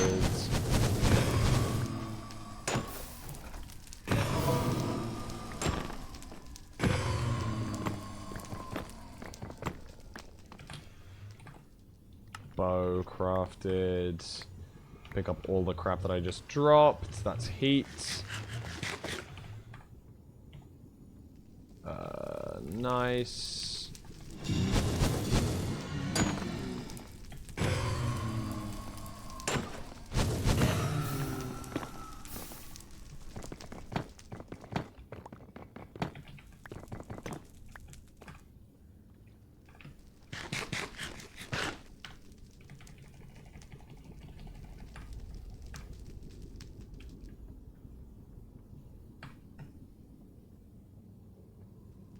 This is horror.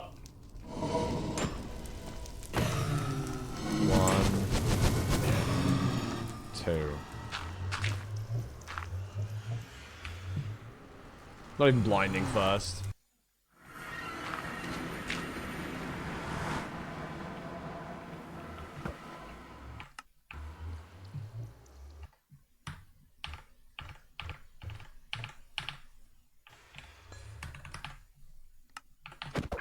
Broke.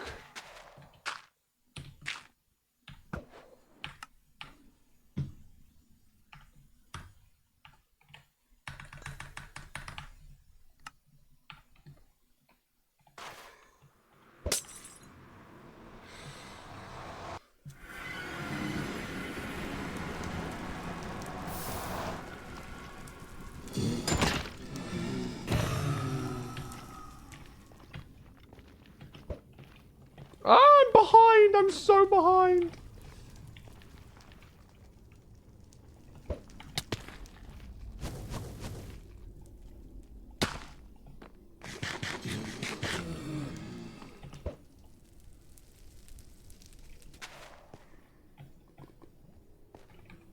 I was right way. I was right way.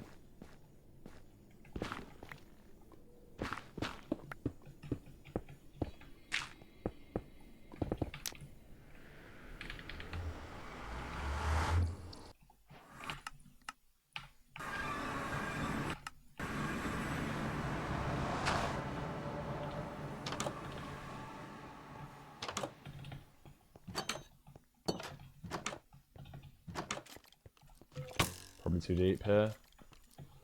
Just gonna check this light real fast. Ah, we're in the end.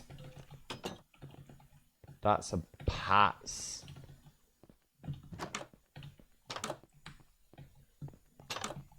It's probably easy for me to hunger reset here. And eat up. Balls.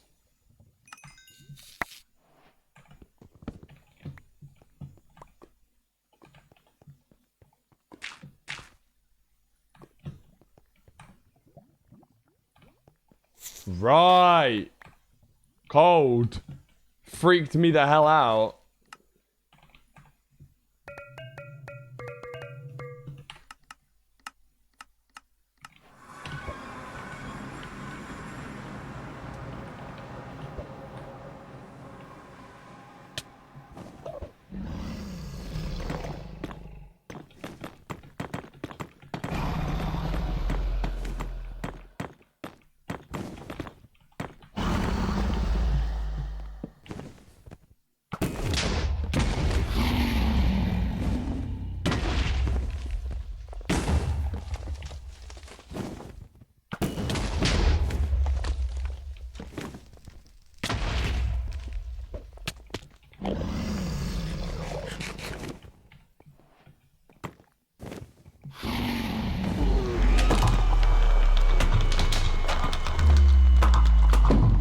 Ah, I suck.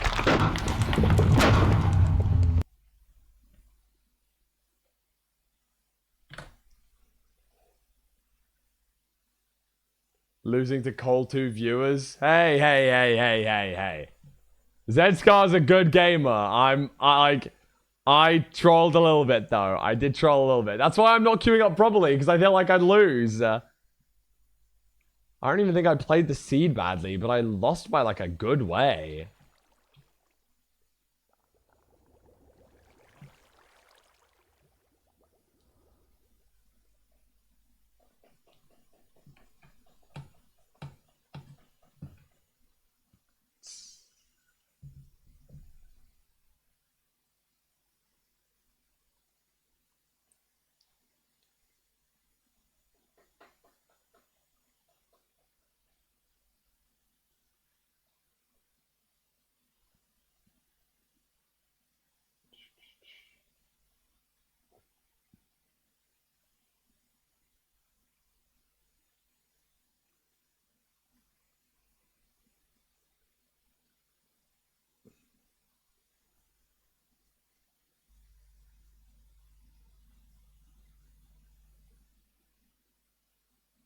Nice. We got a 4th completion. Oh! Chat can confirm. Got my Twitch paycheck. Boom! We are back. We are so back. We are so back. Just landed.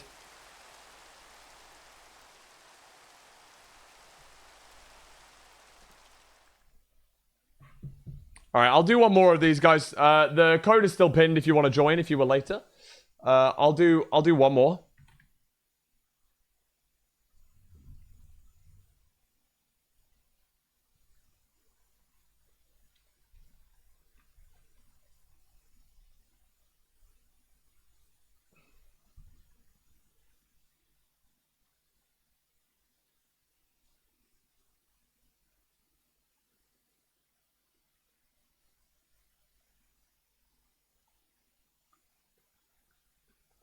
Okay, we all good? We got enough players in? I think we got enough players in.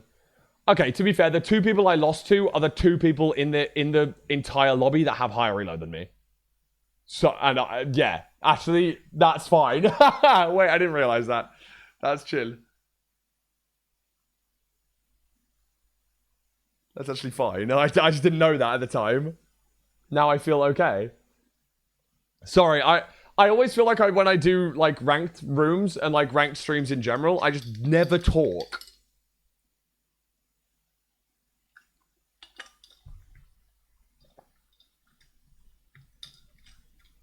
Okay, everyone in? Yeah, I get very locked in and I don't speak as much. So, sorry about that. But I will try and yap a little bit more, but that's why I like to at least do the yapping at the start of stream, so that then I know what I'm yapping about. And then when I go live and do like runs, it doesn't matter quite as much because I've done a lot of yapping already today.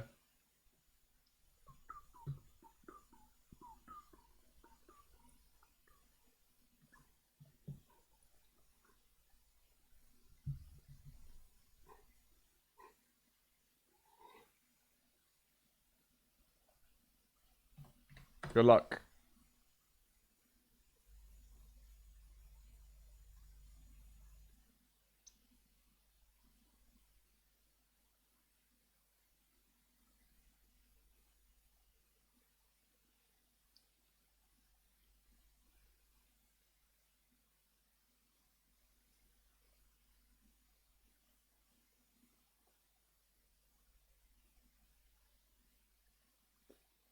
Wow, hello?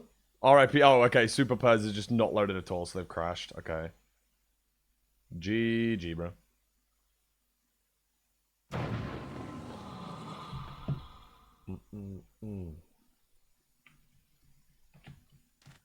That's intended. I assume.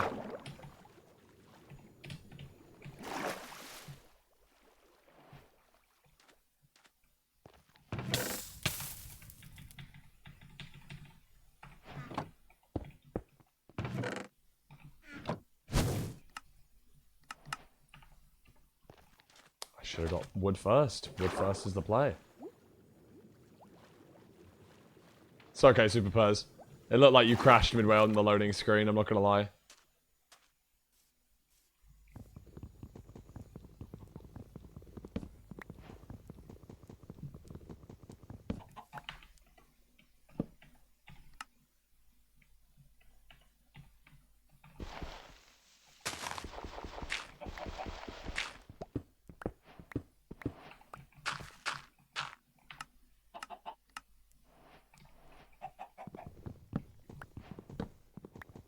My PC might have gone kaboom. Oh, hell no.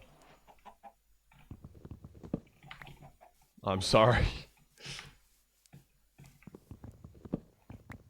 So many people are already in. I don't think it's wrong to do what I'm doing, though.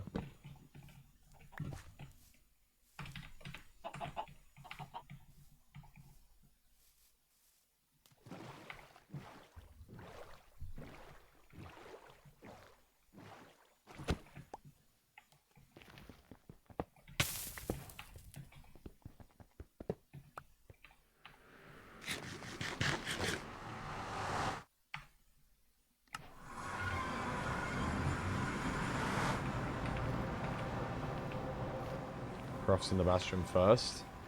Our Call 2 Elo player is in the Bastion first.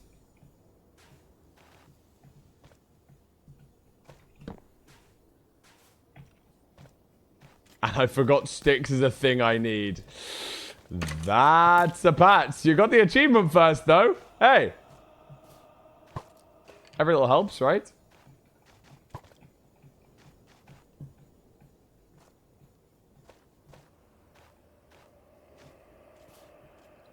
Bastion's far as well, dude.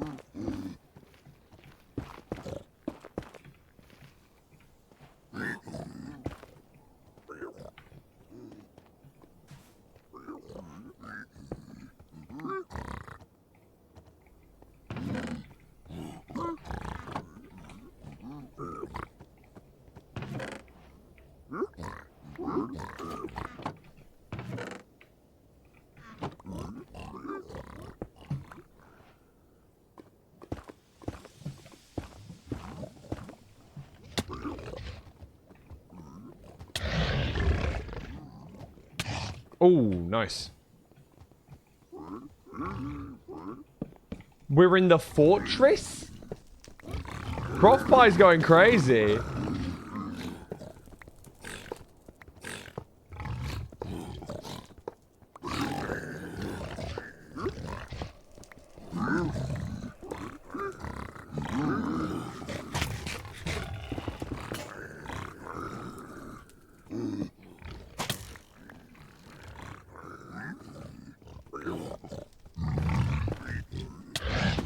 Cold. Oh, I'm just, like, not dead, but this is so shockingly bad.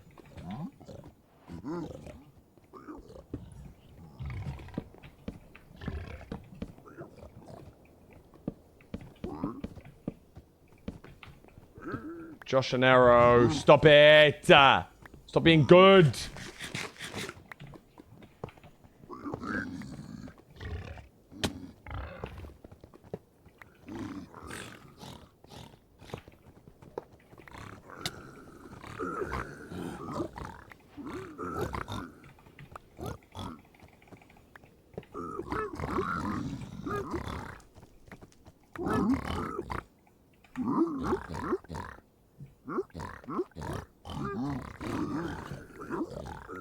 Just no pigs. What are you doing? Get up here. Oh, I'm a brick. I'm a brick. No, that's my fault. That's on me.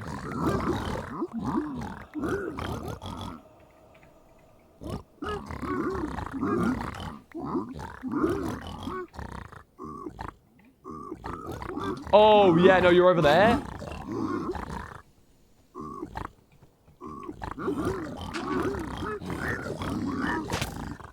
Eek. This is probably a bit stupid of me. Okay, you figured it out, and so did you. Nice.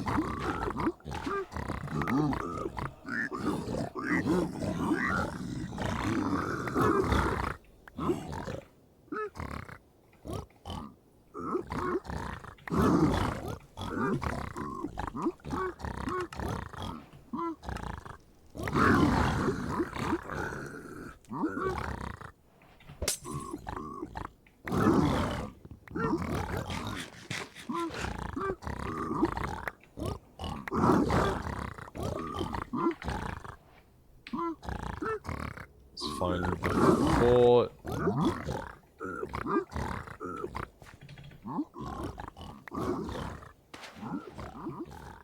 Okay, it does make sense for it to be that way.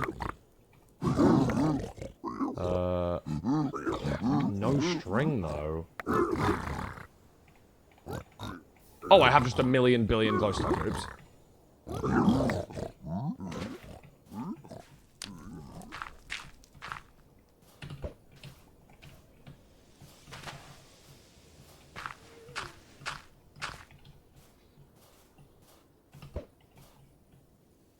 Take the open terrain.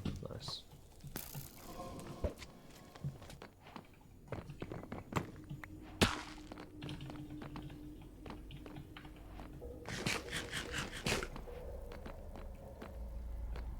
How have you got treasured?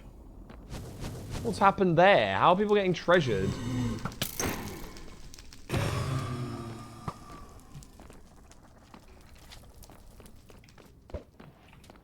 Oh my god, I missed the blaze rod because my im's full. I'm an idiot. That's on me.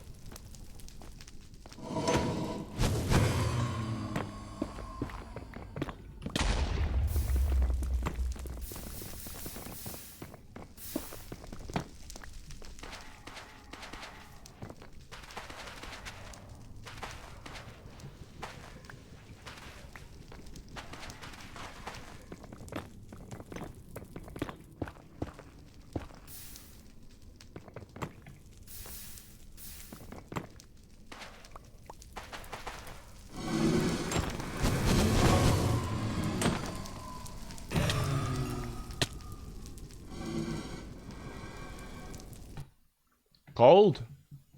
That blaze just hit a 3-pointer, man. I didn't realize. Bro's playing hole-in-one. GG. Well, I mean, I'm chopped here. I'm chopped. I don't know how... I don't know how...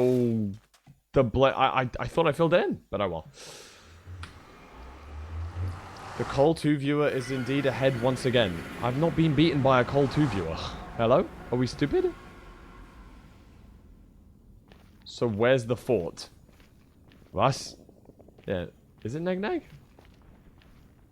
Really? I did not see it from the Bastion. I know that much. Yeah, I probably just can't get back, but it's okay.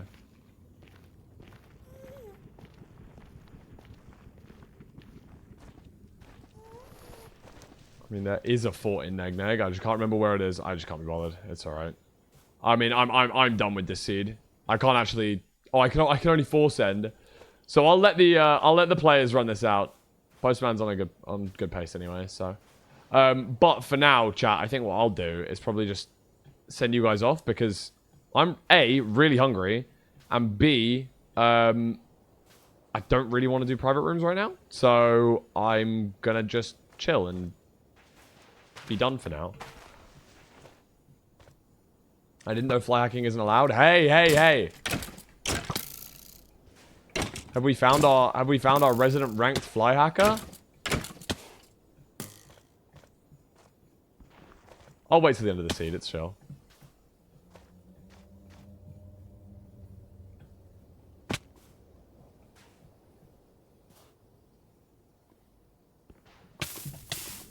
Forfeit equals ban. True, I can't forfeit, you know what I mean? So, find another hacker. Mods, find me a hacker.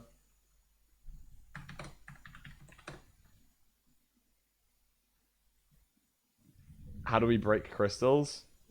True. All right, chat. Let's let me just go to full cam for now. Who shall we raid into? Our raid yesterday was a great choice. Oh my lord, that was actually hilarious.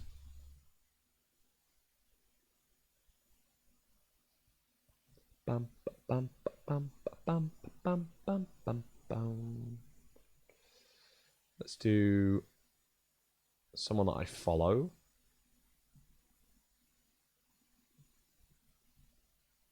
Just raid Curry. I haven't raided Curry in a little while. How many times? How many times have I raided Curry in the last 30 days? Once. Okay, we'll raid into Curry. We haven't raided Curry in ages.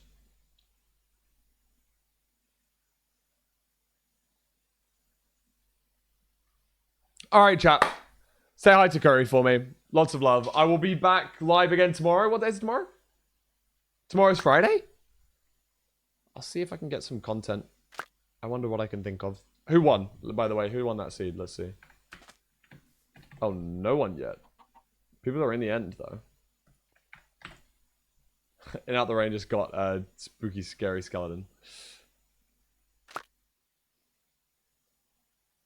Alright, guys. Have a lovely rest of your day. I'm going to be live again tomorrow. I will hopefully see many of you then. If you haven't already, !Discord. hop into the Discord, say hi to everyone. We had a load of people joining yesterday, and we were yapping in there. What was I talking about last night? I was talking about something stupid. Oh, someone sent an awesome graph of the of like ranked average versus like their forfeit rate. It was really cool. Anyway, join up to the Discord if you haven't already. It's pretty cool. And I will see you guys later. Yeah. All right. Bye. Go enjoy your curry way. Bye.